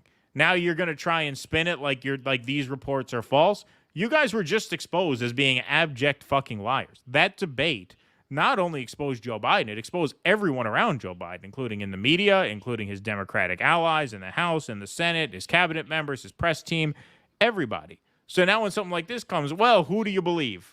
Who do you believe? Do I believe Nancy Pelosi has no understanding of politics at all? Do I believe Hakeem Jeffries has no understanding, James Clyburn? Do I believe all these people are just dumb? Yeah. Or do we believe that they're saying something behind closed doors that they aren't saying in public, which has been the MO of the Democratic Party for well over a decade now? Well, because they're hedging, because we can only hypothesize. but assuming that Joe Biden is a crotchety, resentful old cunt, hey, we might have to run this guy. Right. So we can't publicly say anything indicating that we don't back him to the hilt. Because there's a good chance he tells us all to go fuck ourselves and just drives us all into a ditch. Christy Stevenson, a spokesperson for Jeffries, the House Minority Leader, said her boss has repeatedly made clear publicly and privately that he supports President Joe Biden and the Democratic ticket from top to bottom. Brianna Frias said that Clyburn, who is traveling to Wisconsin this weekend to campaign for the president, has total confidence in President Joe Biden and the Biden-Harris ticket. Any reports alleging that the congressman has expressed anything other than firm support of President Biden are completely untrue, Frias said. At the same time, there is an understanding among top Democrats that Biden should be given space to determine next steps. They believe only the president is, in consultation with his family, can decide whether to move forward or to end his campaign early, and that he won't respond well to being pushed. The decision makers are two people. It's the president and his wife, one of the sources familiar with the discussion said, adding anyone who doesn't understand how deeply personal and familial this decision will be isn't knowledgeable about the situation. This account of a president and his party in crisis just a little more than 4 months before an election they say will determine the fate of democracy is drawn from interviews with more than a dozen Democratic officials, operatives, aides, and donors. All of them spoke on the condition of anonymity in order to describe matters as sensitive as whether a sitting president might give up his reelection bid and how he could be replaced on the ballot. So like Russell said, they're hedging. They don't want to come out on the record now in case a decision is made opposite what they want. Despite delivering a rousing speech at a rally in North Carolina on Friday that calmed some of his allies, yeah, right, Biden was described by one person familiar with his mood as humiliated, devoid of confidence, and painfully aware that the physical images of him at the debate, eyes staring into the distance, mouth agape, will live beyond his presidency, along with a performance that at times was meandering, incoherent, and difficult to hear. It's a mess, this person said. Sources have described three buckets of Democrats: those who will defend Biden under any circumstances, those who are ready to dump him, and those who are waiting to see what he does and what his poll numbers look like in the coming days and weeks before passing judgment. It's the third bucket that Democratic insiders are monitoring closely. Democrats need to take a big breath and look at that polling. Look at swing voters, said one state Democratic Party chair. Until I see something differently, he's the person that's put this coalition together. He's the person that has the record. He's the person that beat Donald Trump. Until I see something differently, he's the best person to beat Donald Trump. Again, you beat Donald Trump in a year where you didn't have to campaign. I mean, you beat Donald Trump in this fluke year where there were no events, there were no rallies, there were no even real conventions. Like, even that race he'd have lost in a landslide if he actually had to run it. The Biden campaign declined to comment for this piece, instead pointing to a memo Saturday from campaign chair Jen O'Malley Dillon that made the case that Biden can still win, pointing to the more than $27 million they raised between debate day and Friday evening. Oh, man, I wish we could. Yeah, I wish we could do a podcast for those that people. We'd get a lot of Patreon money out of them. That money is, that's why fucking Pod Save America's making that Pod Save America money, Exactly, man. They got in with these people. Right, exactly. Yes. Yeah, you raised $27 million because with the racket you guys run, even when you've got a losing corpse of a candidate, it's the mob, man. They're giving in their envelope so that they can continue to get favors and protection from the fucking protection racket you run. Regardless of whether this guy's a good or a bad candidate, it's their envelope. They got to give you their envelope. You were here for me when I needed you, right? Yeah, that that's kind of it. thing. That's it. Well, and for the future. And for the future. For the future, yeah. No, but I'm saying writing a check in this time of need, Right. hey, it goes a long way. You're a good kid. You're kicking up to the bus. Exactly. Last slide. Notably, however, O'Malley Dillon nodded to the possibility that there might be some tough polling ahead. but said the blame will rest with the media. If we do see changes in polling in the coming weeks, it will not be the first time that overblown media narratives have driven temporary dips in the polls. He's been losing to Trump all fucking year. And now I can only imagine what these polls are going to look like. These are going to be polls you haven't seen since fucking Reagan-Mondale kind of numbers. It's not a temporary. You malfunctioned in front of 50 million people when all eyes were on you. This was your one chance to prove that this wasn't going to happen, and it did. So you can't say this is temporary. The reason most debates don't matter, and most debates don't matter. What have I been? I've been saying this to people going back to the midterms, right? Back to the last cycle. Debates are generally overblown and overrated. Unless they go like this. Like debates, Obama, Romney, yeah, one of them shits the bed in a debate. It doesn't matter. You'd basically know who both of them are. You basically know what they're about. So it's gamesmanship. Right. Oh, Obama didn't bring his game tonight. Right. All right, he'll lose a few points. He'll make them back when he beats him. It's horse race shit for the pundits. Right, exactly. That's what it is most of the time. I don't put too much stock in them. This was beyond the debate. This was a man demonstrating he could not do the job. That's what this was. And there is no way for him to reverse that impression. This was McMurphy at the end of Cuckoo's Nest. Right? Yes, exactly. Yes. Party elites will urge him to exit the race only if they determine that he is not viable and negatively impacting the House and Senate races. Not viable and negatively impacting the House and Senate races? That's weird. You would think that would be or, since you want to beat Trump, don't you? Said one big-time donor who is close to both Obama and Biden. See, that tells me that they think he's not going to win either way. Like if they're saying, well, as long as he doesn't drag the rest of the the Democrats down, we'll let him lose. Because don't forget, folks, the other thing you have to consider here, and this is a point I've made over and over again, Gavin Newsom has wanted to be president his entire adult life, I would wager. Like this is a guy who is like tailor-made to be a presidential candidate. He really wants it. You think Gavin Newsom wants to enter a race in this kind of shape and ruin his chance to be president? Because if he enters a race that's almost definitely lost anyway, that blows his shot. Right. So like it's it's not something he necessarily wants to do. So it could be tough to twist his arm into doing it. Say, oh well, look, what Biden has a 0.7% chance of winning. I have a 3% chance of winning. You want me to enter this now rather than get to run my own thing on my own terms in 4 years? Like, it's going to be hard to find someone willing to step up. That could be a big issue. I hear Chris Christie's available. They got to get somebody who's like not expecting the call.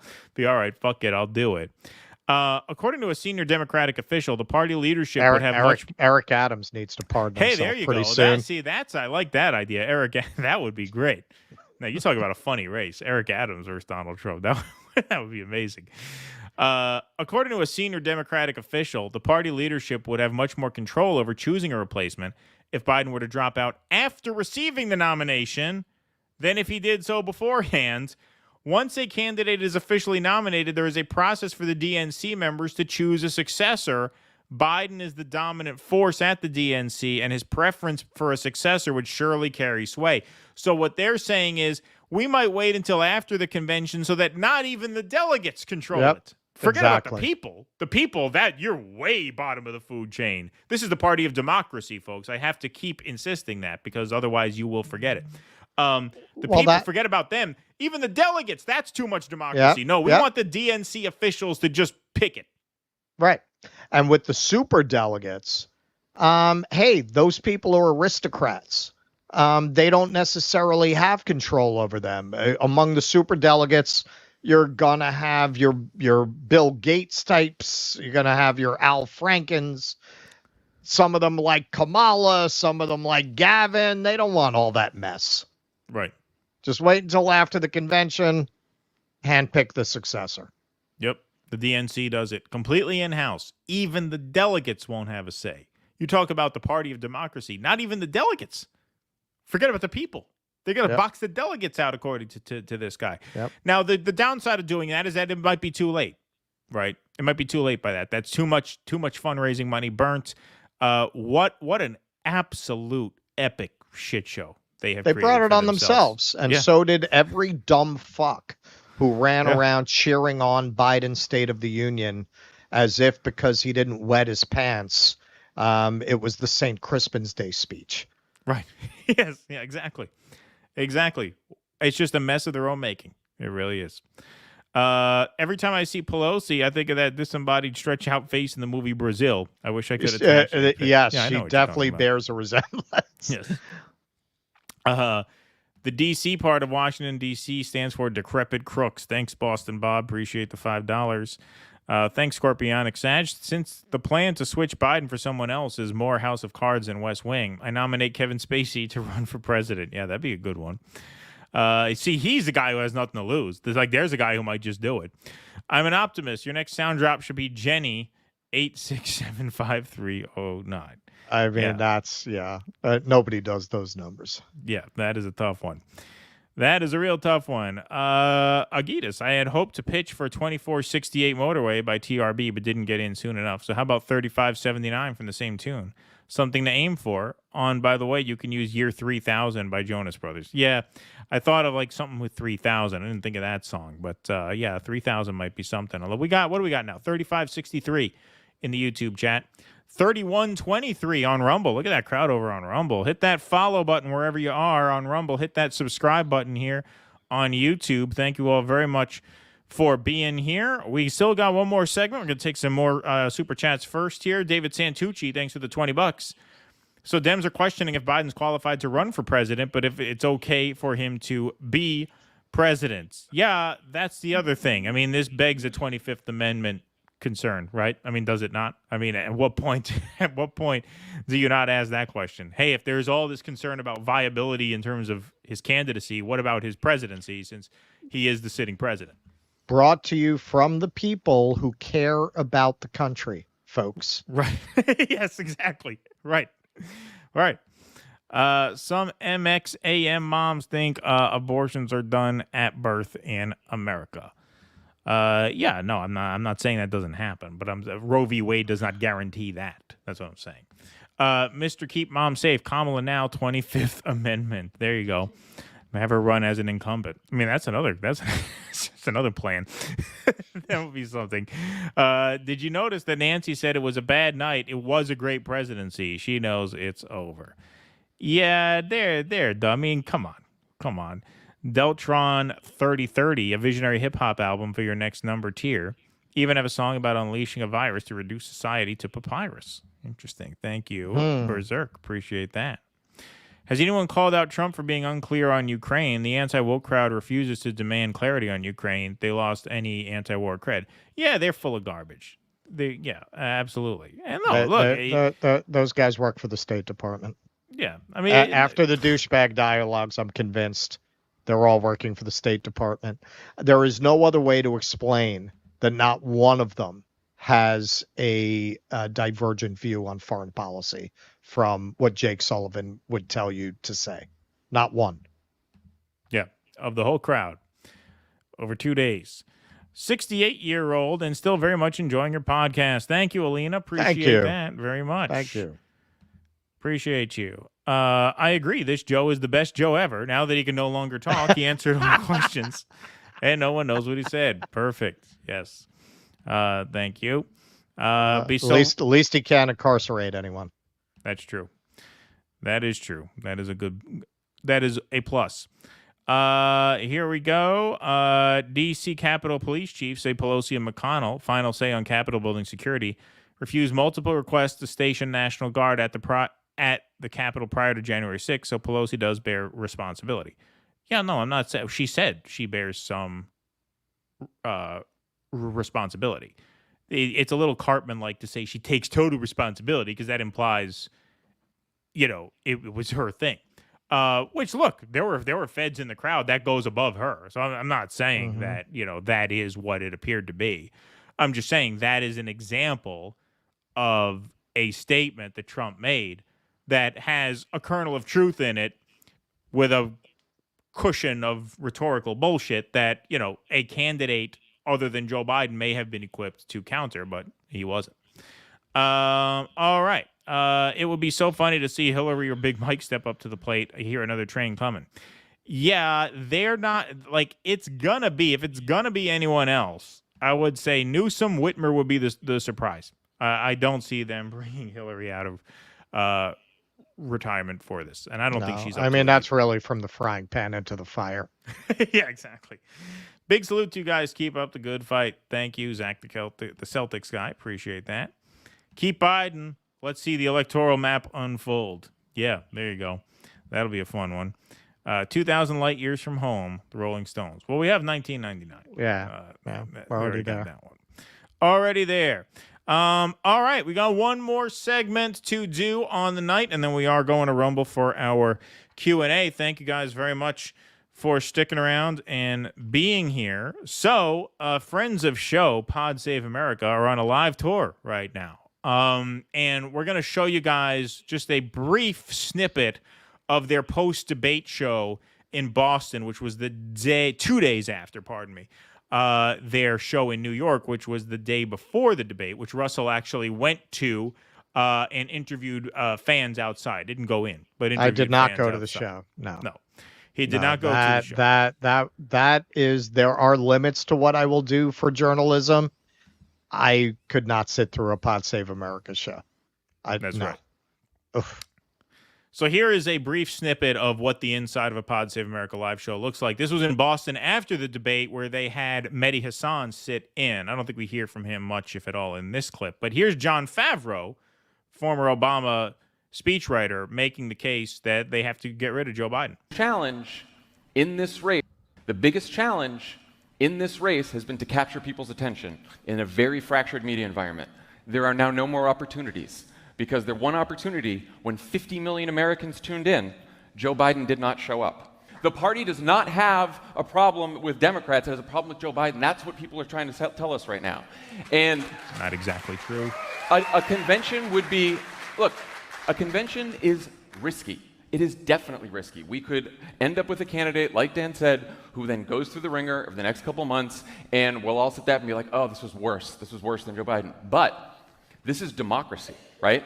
All the candidates that are going to run will get to make speeches. There will be polls. Yes, the delegates will pick. Would it be better if voters picked? Yeah, of course. But that's not where we are right now. We're in a situation where... Look, we're the party of democracy. It'd be nice if the voters had a say, but, you can't have everything. Right? We don't want to get greedy. Well, and this is always the formulation with these people. Like, the underlying assumption is there's big machinery up here and you're a little person down here. Right. And you have to let this do what it does because it's too big for you to really have any impact on it. So the best you could do is get behind the lesser of two evils with enthusiasm because the system was designed to be ineffectual. Right. Yeah. Exactly. It is a spectator. That's the ultimate irony. They view this as a spectator sport. As much as they claim to care about democracy, they view it as a spectator sport. In just a couple months, Joe Biden could lose to someone who wants to end democracy, which we know because he tried to overturn democracy. What democracy? What democracy? You guys talk like peasants backing feudal houses. That is how you talk about politics. House of Trump or House of Biden. The idea that neither of these houses should exist, not on the radar. You literally just said the sentence before. I got to play this back to back. This is democracy, right? This is democracy. All the candidates that are going to run will get to make speeches. There will be polls. Yes, the delegates will pick. Would it be better if voters picked? Yeah, of course. But that's not where we are right now. We're in a situation where in just a couple months, Joe Biden could lose to someone who wants to end democracy, which we know because this is democracy. The delegates get to choose, not the people. It'd be nice if the people got to choose, but that's not where we are right now. But we're running against the guy who wants to end democracy. $100, $100 a ticket for this. Minimum. Minimum. Those are the nosebleeds. The top tickets were $262 from what I saw. Nosebleeds. Yep. Wow. It's sold out. In New York, it's sold out. I'm sure it's sold out here, too. Oh, in Boston, I'm sure it's sold out, too. To overturn democracy 4 years ago. That's where we are right now. So why not give people... Sir, can I respond? Yeah, can you mute his mic, please? I'm going to need to let them respond. I'm going to have to let them respond. speaking of overturning democracy, we have a process to pick our nominee. We had that. We went through that process. Anyone could have run. No one. Dean Phillips ran. Marianne Williamson ran. We all could have voted for them. We didn't. We voted for Joe Biden. Right, And now, because you're dumb. Because you're fucking dumb. Now, everybody who watches this knows what we had to say about Marianne Williamson, Dean Phillips, and RFK. We didn't like any of them. To their face in two of those cases. Yeah, two of those cases. We saw it to their face. Exactly. Quiet horse kicked out the fence. Yeah. That didn't go as planned. But to brag that you voted for Joe Biden is really not a flex at this point. Also, what's the donut doing on top of the coffee cup? That's very strange. I've never seen anybody. Is that what that is? Yeah, there's a donut on top of his Dunkin' Donuts iced coffee. He has the straw going through the donut hole.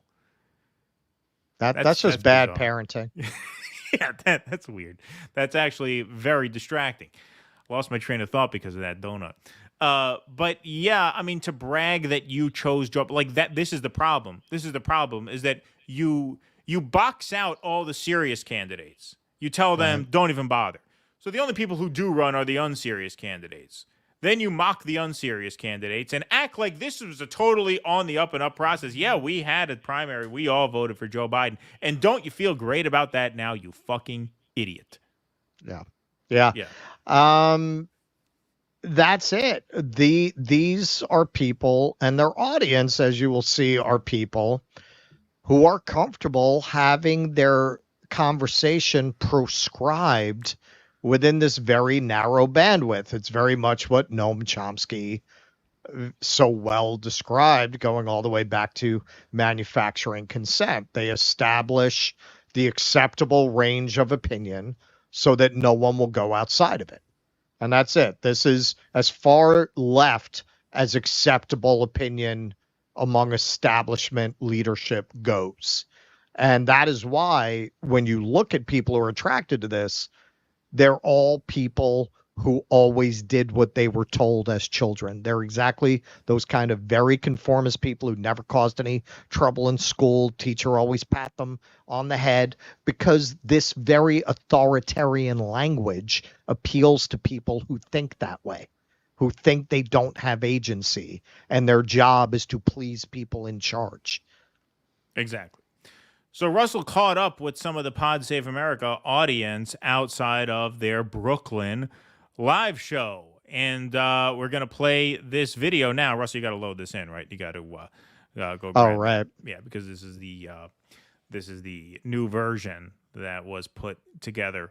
Hang on. The one that's already in there is the original one? I believe that's the original one, yes.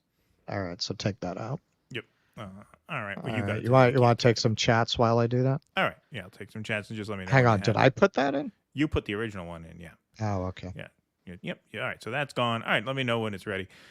Cheney 24, because screw democracy. Why keep pretending? Thank you, Granite Liberty. Louise Brooks, Dr. John Campbell dropped an educational video on dementia right after the debate. Sassy Brit. Yeah, I bet that did well. It was a good time to drop that. All right. I've got it when you're ready. Okay. All right. I'll knock these three out while we have them.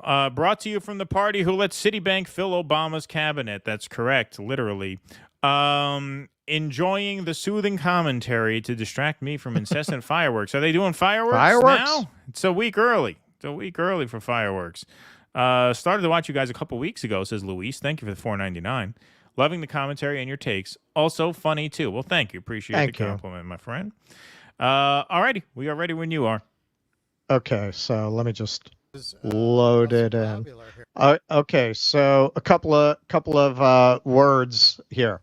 All right, so as you all might have noticed, if you watch the show regularly, I've been trying out different sound options.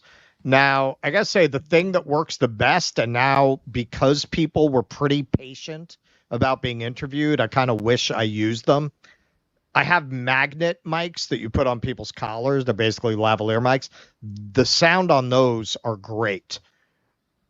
But just if anyone's ever been in sales, every extra step that you have to put in can ruin the sale.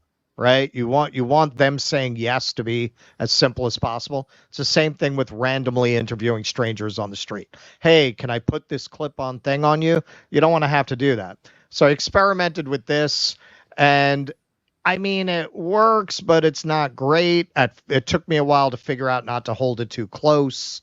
Eventually, I kind of figured that out, but then it's hard to get in close enough on certain people if they're the kind of people who you get off their body language. They don't want you in their space. So all of this to say the fucking sound is a disaster on this, and we're going to ride the levels as best we can, but it's going to be a lot of up here and down here and up here and down here. So apologies for that. Hopefully it will not deter your enjoyment too much. All righty. Let's full screen it. This is Russell Dobular here, on the way over to the Brooklyn Paramount where Pod Save America is showing. And we're going to find out who is paying a lot of money to come see Pod Save America. So what brings you out here to Pod Save America? We're big fans of the podcast and big fans of the show and big fans of Jon Favreau. Would you consider voting for Donald Trump? Not unless there was a gun to my head. If they decide to swap out Joe Biden, who'd you like to see him get swapped out by? I really don't have a second choice because it's not going to happen. It was a big movement not to vote for Joe Biden. What do you say to that? I am Irish by heritage, hence my ring. And I think the Irish demonstrated that you can disagree with somebody and even fight with them, but then eventually agree with them. The problem with the Israeli-Palestinian situation is that for both of them, the elimination of the other is the objective. And I don't see anything to reconcile that.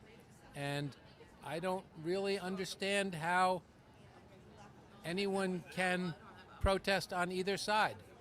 So what brought you out to see Pod Save America? Because John Lovett makes me laugh like nobody else. What about you? Oh, I'm her plus one. Okay. All right, so who paid? Did you pay? I'm a public defender, so I let the hedge fund guy pay. Now, you saw Julian Assange just got out of prison. Now, you're in the legal profession. Do you feel that he was a political prisoner or was he a traitor? Can you be both? Do you feel he was both? I kind of feel like he's both. You know, my father was a naval officer, so like, you know, I understand he was doing stuff.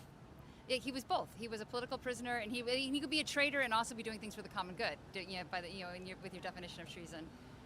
Like, I mean. Okay, so I am assuming you're both voting for Joe Biden. My vote is solidly a vote against former President Trump. Mine's a vote for Biden. I actually think he's been a pretty transformative president. Like, you know, people are hung up on his age, but he's been one of the most progressive presidents in the last 60 years. You know, like it's fair to compare him to LBJ. And so you might not like his age, you might not like where he's coming from, but he's done some pretty profound things. And I think his heart's in the right place. And I'm not yes, it's concerning that he is as old as he is. And like there are lots of there, you know, like, and I'm as a Gen Xer, I'm upset that nobody in Gen X it seems will ever get elected. However, I think that he's been a good president. So it's not a vote against Trump. It's a vote for Biden, on my part. Okay, what do you feel he's done that's transformative?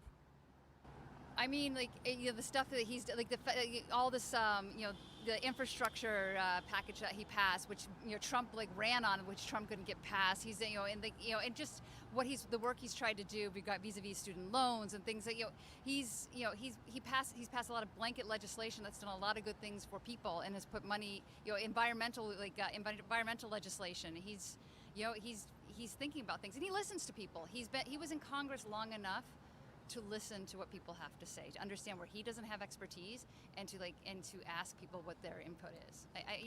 That's my opinion. Pelosi's older than him, and I would trust Nancy Pelosi with the nuclear secrets. Age is relative, you know, and yeah, he looks a little frail, but you know, we elected Reagan, and he had Alzheimer's disease, so like I don't know. Some people say Biden has it. Some people do. I wouldn't be one of them, but like at the same time, I don't know. We're just like we didn't know about President Reagan.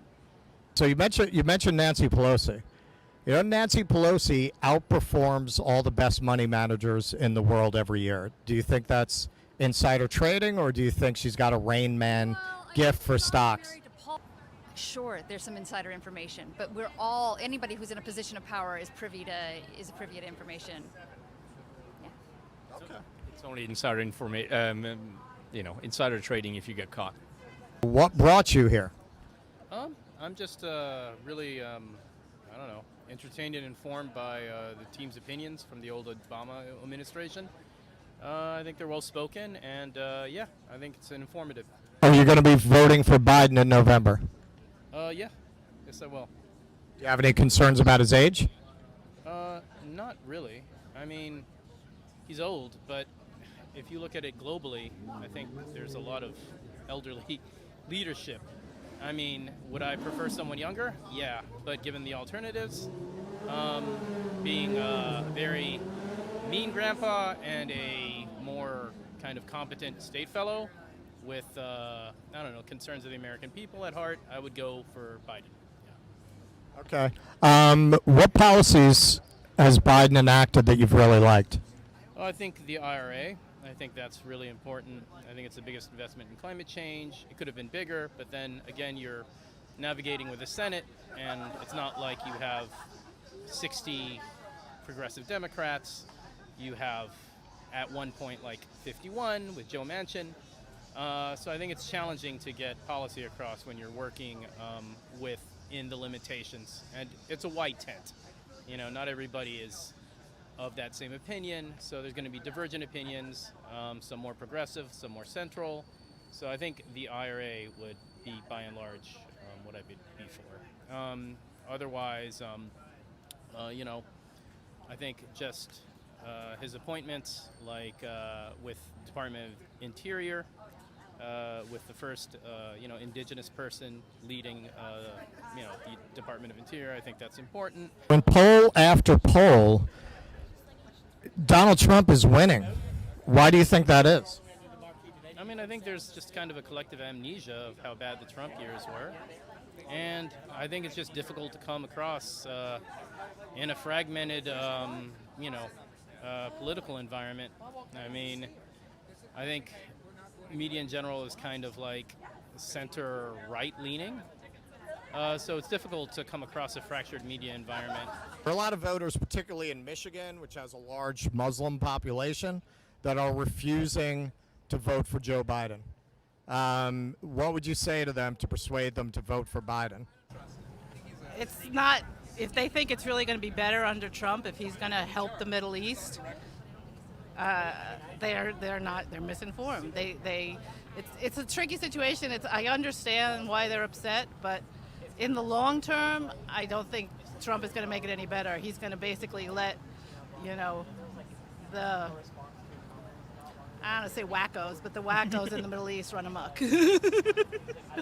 So you feel Donald Trump will not leave office if he wins? He's already tried not to leave office. If he has more people on his side, which he's been working for 4 years to do, he will not leave office. All right. What brought you out to Pod Save America? I just want to see the current state of affairs since our country is in a very difficult time at this moment. And I want to concern myself on how this country's going to go in the right direction. And also, I've kind of seen some of the podcasts, and I'm interested to see what they're going to say tonight. Okay, are there any other channels that you watch, like political channels? I watch Colbert, Jon Stewart, John Oliver, like weekly in the mornings. Are you going to support Joe Biden in November, or are you undecided? I'm supporting Joe Biden because Donald Trump ruined the country for almost all Americans, and if people don't decide that, then it's America. They can decide who they want to run this country. All right, so now why do you think that Donald Trump is winning in almost every poll? I think he's winning in almost every poll because polls don't mean squat until people go out to vote. But most of the people who are supporting him are rich Republicans that try to pour in a lot more money to their cause, whereas Democratic leaders want to spread the cause to a more moral sense of duty. So the polls don't mean anything until people go to vote. Do you feel the economy is doing well or doing badly?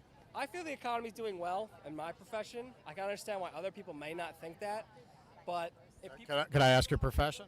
I work in wholesale. We supply people who make uniforms and clothing apparel. It's not the biggest industry in the world right now since everything's made overseas, but generally I'm happy with what I'm doing. Okay, all right. So why do people think the economy's bad? I think people think the economy's bad because half the people nowadays don't want to work hard for a living. They want to work at home as per se and to enjoy little things in life and not work hard at all. But in most day-to-day sense, if people want to make a good living, you have to really work hard for it. And there's no way to make an easy buck. Even though in the trends today of social media think you could be a YouTube vlogger or a star, there have been signs that show that lifestyle isn't always successful to every single individual in media. So in my opinion, the economy is doing fine. And as long as you're willing to work hard, let's say an 8-hour day at least, or whatever your preference is, you should be happy with what you have. All right, so do people think the economy's bad because they don't want to work hard? In my sense, it could be true, or there's some other outside alternative like detail in their life. Maybe they have a rough work life, they have some addiction lifestyle, they don't know how to balance out work, play, and like outside activity, but it depends on the person. All right, now what do you think about people who say they're not going to vote for Joe Biden because they don't like his position on Palestine? That is a factor that I am totally against, being of the Jewish faith. I'm not a super Jewish faith person that believes in that, but the conflict outside of the United States is a factor that Joe Biden wants to defend his allies. And also, it's not his war, it's Netanyahu's war. All Joe Biden do is supporting munitions to the war effort. It's his right, it's a U.S. ally. You can't just abandon a democratic nation. Because a terrorist group wants to annihilate a democratic nation. It's almost like Israelis 9/11 because it could happen. It could have happened in any other part of the world too, and it's happening in Ukraine as well. So what's the difference? Right. What brought you here to see Pod Save America? Well, I've been a longtime listener since high school. They were probably one of my first news podcasts when I was like a freshman in high school, and it really just got me interested in politics and all things about American politics in general. And I feel like I've learned so much. So I've been living here in Brooklyn now, so I thought no better time than today to come see them live. All right, do you watch any other channels? Yeah, I do listen to The Weeds by Vox, and of course The Daily on New York Times, NPR podcasts. I feel like just like the regular rotation, BBC, but Economist. Are you planning on supporting Joe Biden for president? Yes, of course. And you? Probably, yeah. I mean, I might not vote, so yeah. Oh, wow. Okay. Now why? Well, just like neither party I'm really loving, so that would be why. Okay. All right. So now Pod Save America seems like they're pretty pro-Democrat, but you're not. So that doesn't bother you? No. I would say that I definitely prefer Democrat over Republican almost every day. But it's just, I don't know if I want to go quite out of my way to give my direct support to the Democratic Party. But yeah. Okay. Okay. So what about Jill Stein, for example? Would you vote for her? No, I would definitely vote for Joe Biden before anybody else, because that would be, yeah. Okay. Yeah. So you'd sooner not vote than vote for Jill Stein? Yes, 100%.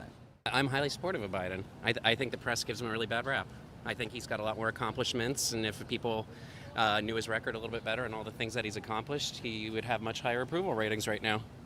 Okay, so what are your favorite Joe Biden policies you feel people don't know about? Infrastructure bill, Chips and Science Act. I would say my parents, one huge thing is like they have still had student debt my whole life, and just these past couple months, like it's been completely forgiven for them. And they had probably like 60, 70,000 each in student loans. That make them decide to vote for Biden? No, they're closer to it. They might this next election, but they're still pretty. At least my dad is still pretty into Trump, but they definitely have more respect for sure because they saw like something physical and actionable that directly affected them getting done. Okay, but do they like Trump? They do, yeah, a lot. Okay, so it wasn't enough money. I think it's mostly they just like how Trump speaks simply.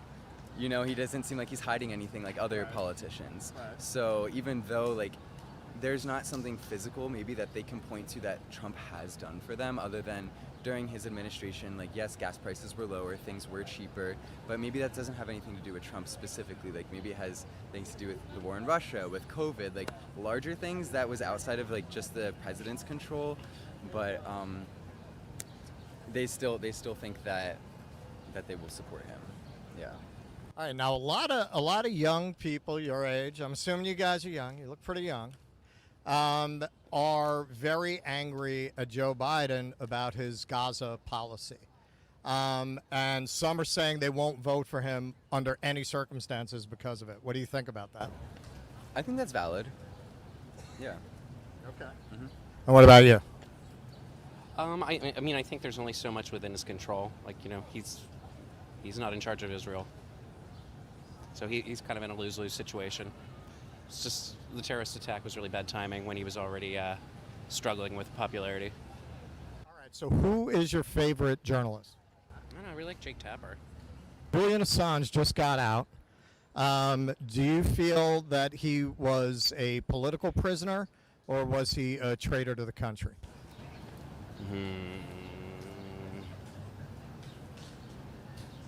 Undecided. You? No comment. No comment? I'm like going through a security clearance right now, so. What brought you out to see Pod Save America? Charles? Oh, you took because you listened I got to the them. tickets. I listened to them obsessively. Crooked Media, all strict scrutiny. Pod Save America, Pod Save the UK. So I listened to all of their broadcasts. All right, so who are you supporting in November? You want to take a guess? Well, you know, I don't want to assume. Okay. Joe Biden. Okay, now why? Because he is a sane Democrat and he's done a great first term as president, and the alternative would be total chaos. Why do you think that Donald Trump is winning in most polls? I don't think he is. You think the polls are wrong? I do think the polls are wrong. Now, historically, he's tended to outperform his polls. So why do you think it's different this time? I do not believe that he is doing better with African American voters or that he's doing better in the polls. I think it's a little bit of a polar coaster kind of spin, probably amped up by the Republicans. Now, what policies has he had do you feel that he's not getting enough credit for? Who? Biden. Yeah, not Trump. Yeah. I would say the reduction in medication, insulin, the attempt he made at reconciling the Democrats and Republicans around border control that he didn't get any credit for. And what else? NATO. Thank you, Charles. What about NATO specifically? That he's held NATO together. Okay. Good point, Charles, yeah. Do you feel the economy is doing well? Yes. Yes, I agree. I agree. So why do so many people think it isn't? Inflation is still a bit high. And a lot of people don't have, retirement investments in their 403Bs, which has been doing very well in the last 6 months to 8 months. What do you say to people who say they're not going to vote for Joe Biden because of Gaza, because of his Gaza policy? I say they should take a second look at that and think about what would happen under Trump, not only with Israel and Gaza, but with Ukraine and Russia. There you have it, folks. That was the scene here. The economy is good. People don't realize how good they have it.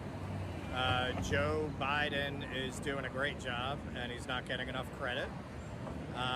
Julian Assange may or may not have committed crimes. It's good that he's out, but he might have gotten what he deserved, but I don't know a lot about that anyway.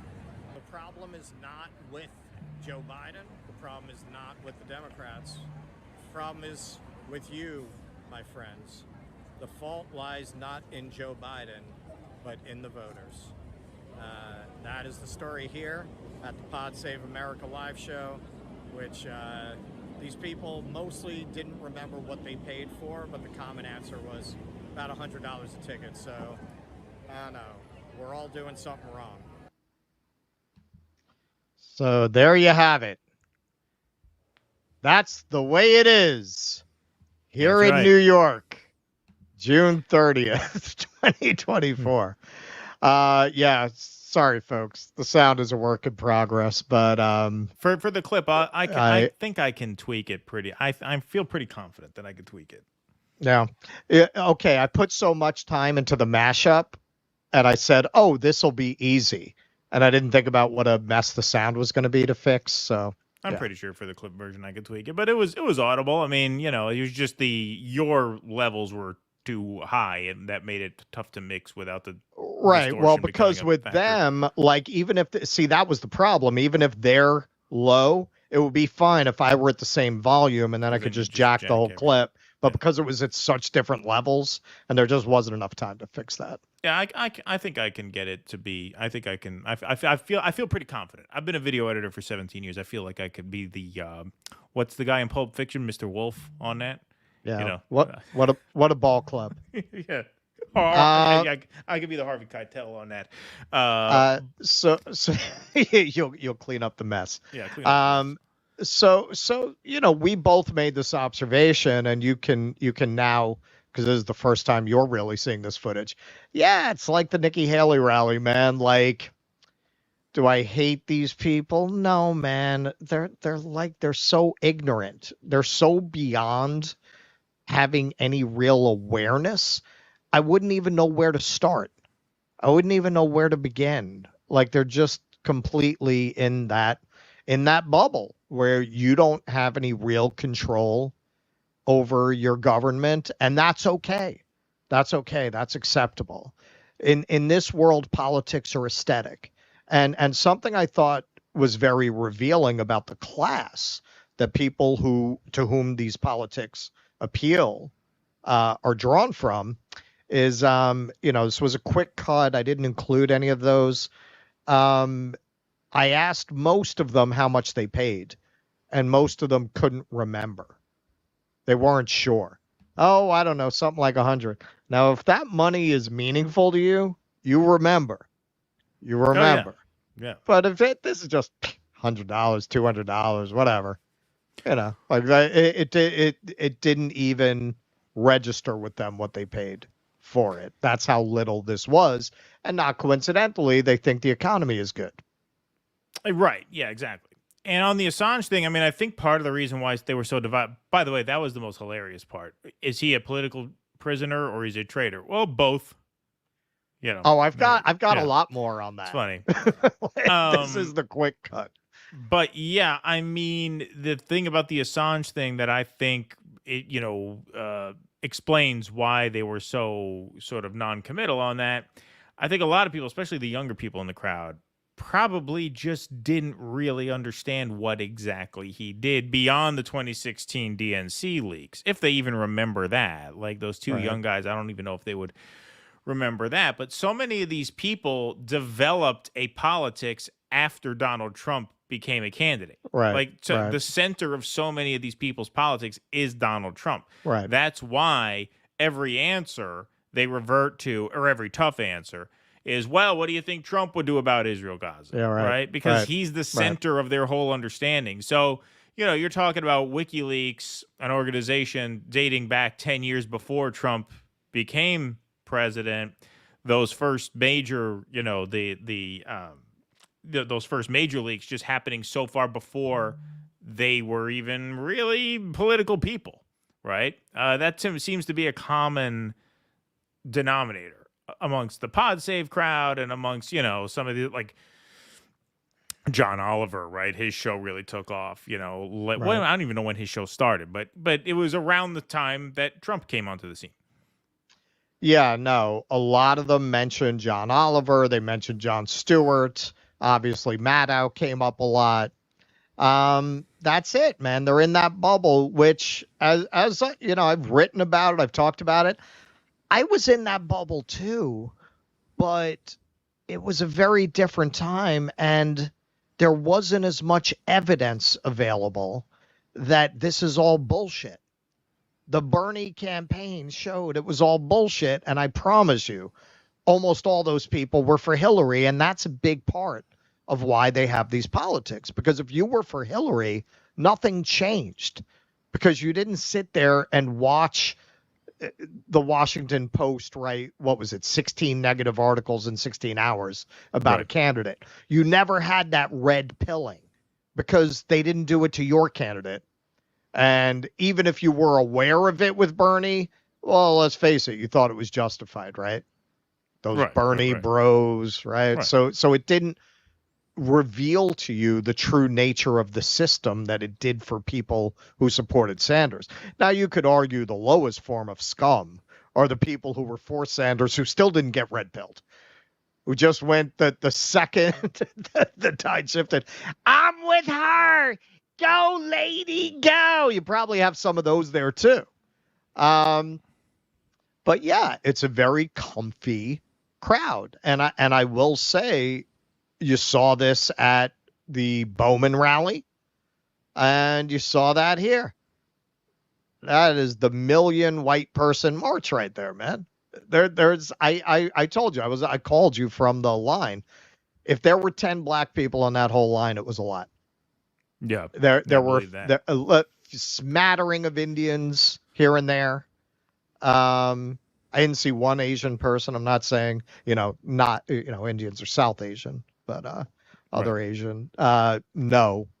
And yeah. And it was the same at the Bowman rally. Bowman's black. No black people were there. I mean, you saw my footage. What did you see? Right. What did you see? These are the people who say they represent people of color, and people of color have no interest in their politics. They have no interest in their political projects, because even putting the best face on it, they mean well. They are so ensconced in their privilege, in their class privilege, not coincidentally, the one kind of privilege they never want to talk about or address. They're so ensconced in that, they don't know what they don't know. That's why I'm saying I can't even hate these people. Like, I didn't feel like they were mean-spirited or evil. Just totally ignorant. Just totally ignorant. Like, they think they're fighting for the good and the right. I mean, they most of them, I think, really do. They're just brainwashed, ignorant. You can blame them, I guess, for being incurious. But they're so far from even the faintest hint of a clue. You get the say, I don't even know what would trigger that curiosity. Which, I mean, I guess that's a personal failing. Again, I feel like, once in a while I'll see people in the comments who'll be like, Russ has said that he supported Hillary. That's like the stupidest point that you could possibly make. First of all, why would I mean, I talk about it openly. Like, don't you want people to change their minds? I never understand that. Don't you want people to evolve and change their minds? But beyond that, beyond that, you didn't support Hillary. Like, you never voted for her, even in the primary against Obama. No, I didn't. In the end, I flipped over to Obama even in 2008. 2015, what I say is I came into 2015 supporting Hillary because I very much was like these people, man. Like, I very much swallowed the whole, like, what passes for political wisdom. I was one of those idiots who say they're a political junkie because they watch corporate media and read Newsweek. I was totally one of those people. But I saw this is the first year that, in my experience at that time, where one of those candidates you have in every cycle whether it's, Al Sharpton one year or Paul Tsongas one year or Howard Dean one year, there's always that guy. There's always that anti-establishment guy in the Democratic primary. And the pundits are amused by them and they pat them on the head and they say, oh, it's too bad somebody like that can't be president. But of course they can't, because the system is just not set up that way. And most importantly, the American people don't want it. That's what they always drill into your head. We'd all love to have somebody with principles, but the American people are too conservative to have someone like that. With Sanders, for the first time, you stuck your finger in the wind, and if you have political instincts, said, shit, this guy could win. This guy could win. For the first time ever, this guy could win. The circumstances of the country, the disappointment with Obama, the combination is such he could win. And I switched pretty early, like it was still 2015 when I flipped over to Sanders. And that was a very red pill experience, not just for me, for millions of people. Talk to Jimmy, man. Jimmy will tell you, Jimmy had a very similar experience during that period. A lot of us did. But you look at these people and it's like, for me, I feel like, yeah, man, I was going with the information I had. And when I got more information, I changed my mind. That information is all out there now. How do you still believe this? You got to be very comfortable. You have to have so much material comfort that you're insulated from reality. Right. And you just don't need to. There's nothing that would prompt your curiosity. Right. I wouldn't even say they're ignorant. Like, I wouldn't even say you back in those days were ignorant. It's just you were trusting certain information. And because you trusted certain information, it limited what information you were willing to seek out. And I think that's the case with these people on the line. Remember, I came up at a time where, look, the internet was commercialized when I was in college. And it was a long time before it was really useful for research. So it was very difficult unless you really, I'm not saying it was impossible. I'm not saying you couldn't find out the truth, but you really had to put work into it. Sure, it wasn't at your saying fingertips like it is now. These people had information. They knew the IRA. They knew, they could rattle off student debt things. It's not like they were devoid of information. It's just they were satisfied with what information they already had. Right. And they were not curious to look deeper, to the point where Julian Assange, I don't know. I cut it in that quick effort to get this ready for prime time before the show. I cut one. I was rushing. I wish I hadn't cut that. The last couple I interviewed actually said, I'm tired of, I'll put it back in for the cut that you work on, or just work off the original cut that I loaded into Drive. She actually says, I'm tired of hearing about Assange. I'm glad he's back in Australia. I hope he'll pay back that $500,000 to the Australian government for his flight. Wow. Yep. That makes sense. He lied. Elimination of the other wanted by Palestinians. Thank you, Philip Blair. Philip Blair, ask him why do Zionist occupation forces go into Jewish neighborhoods in Jerusalem to tear down their Palestinian flags? Musically assured destruction. I like that name. People should just vote for Trump out of spite. Trump winning is bigger than him simply becoming POTUS. The Uniparty needs to be humbled. Thank you. Let's see here. Why would a guy waiting on a security clearance not speak up in defense of the U.S. Constitution's First Amendment? They not like our U.S. Constitution? Yeah, I don't know what he meant by that. That may have been a cop-out. That sounded like a cop-out to me. Most of them were, that was a running pattern. Most of them were very non-committal on Assange.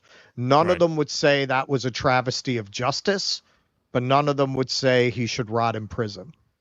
Right. Another 68-year-old woman is also enjoying your program, thanks to JD, but I probably would have found you eventually. Thank you, Adore Jimmy. Appreciate that. You. Trump now that YouTube's not suppressing us, we made a deal with the CIA. Yeah, right, exactly. Yeah. We're ops now. We're getting in on that op money. Yeah, exactly. Trump will have been the lesser of two evils for 3 election cycles in a row. Let that sink in, P.W. Walker. Appreciate that. Okay, let's see. Shitlibs have Stockholm Syndrome. They're also trapped in their own bubbles. They have no idea how clueless or isolated they are. They're pathetic. Thank you. The Napski, a little off topic, but have you seen Godzilla -1? And if so, Yep. what did you think? I haven't. I thought it was as good as they say. It was as good as they say because they threw the emphasis on writing and acting and plotting and pacing. It's not fucking rocket science, people, but it does take talent. It does take talent. You can't just virtue signal your way into a good movie. You actually have to have talent. And it was a very interesting setting. It was Japan after the war, where these 2 atomic bombs have dropped. I've actually never seen that represented in a movie. I assume there are Japanese movies that deal with that period. I've never seen that, where people are essentially living in cardboard and wood slats that they've nailed together in just completely wiped out streets. They've just taken the ruins and cobbled together little shanties from it.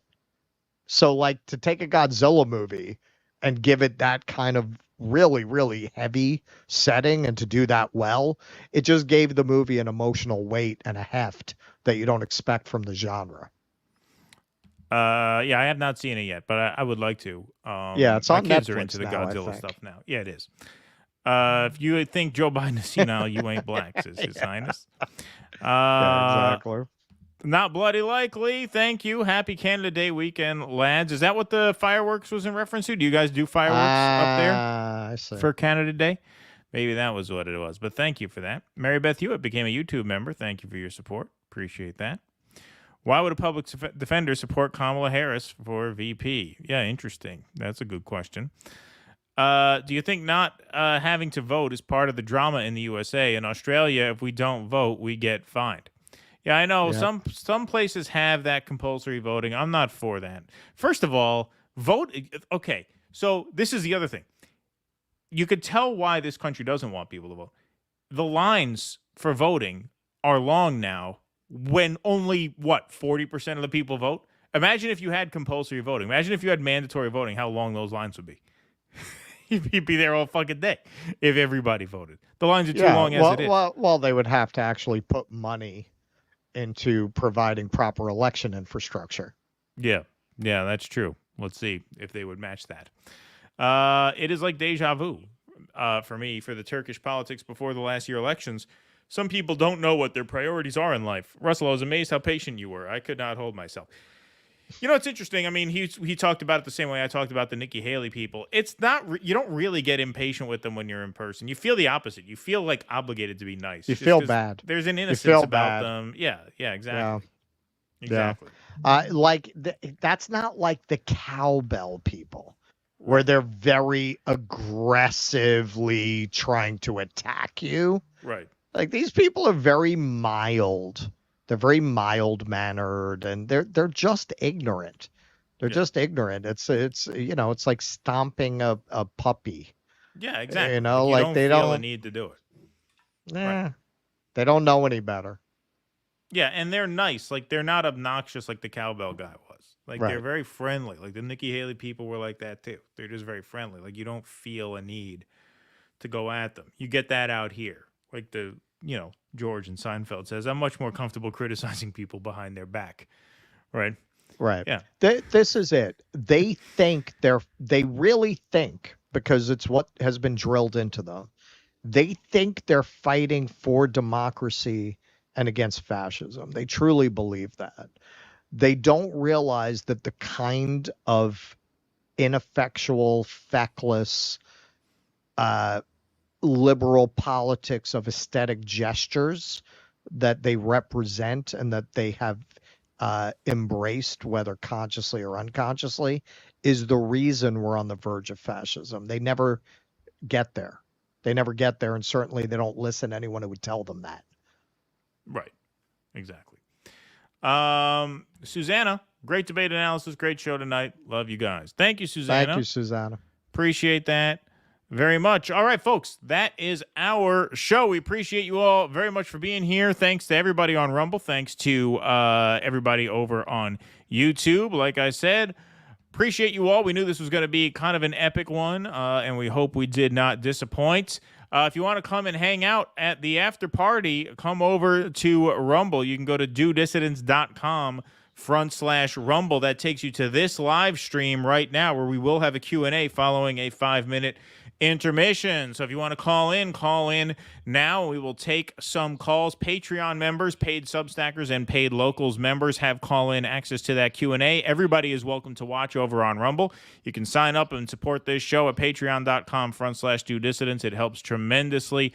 DoDissidents.substack.com, and of course our Locals. Those are the links to become a cool kid and give us a call. You also get bonus live streams every month and your name up in lights on the supporter scroll. So thank you all very much for being here. The party continues after a 5-minute intermission over on Rumble. DoDissidents.com/Rumble. Whatever you do, hit that subscribe button on the way out if you're on YouTube. Hit that follow button right now if you're over on Rumble, and smash that like button on the way out. We hope to see you in 5 minutes for the Q&A over on Rumble. DoDissidents.com/Rumble. If you're not sticking around for the after party, we'll see you Tuesday at 2 p.m. on the main channel. Sam, I think Dems were more conservative than we like to think. Dem leadership supported Iraq war, and I think opposition was to Bush's war, not war itself. Absolutely, 100%. That was a lesson learned the hard way.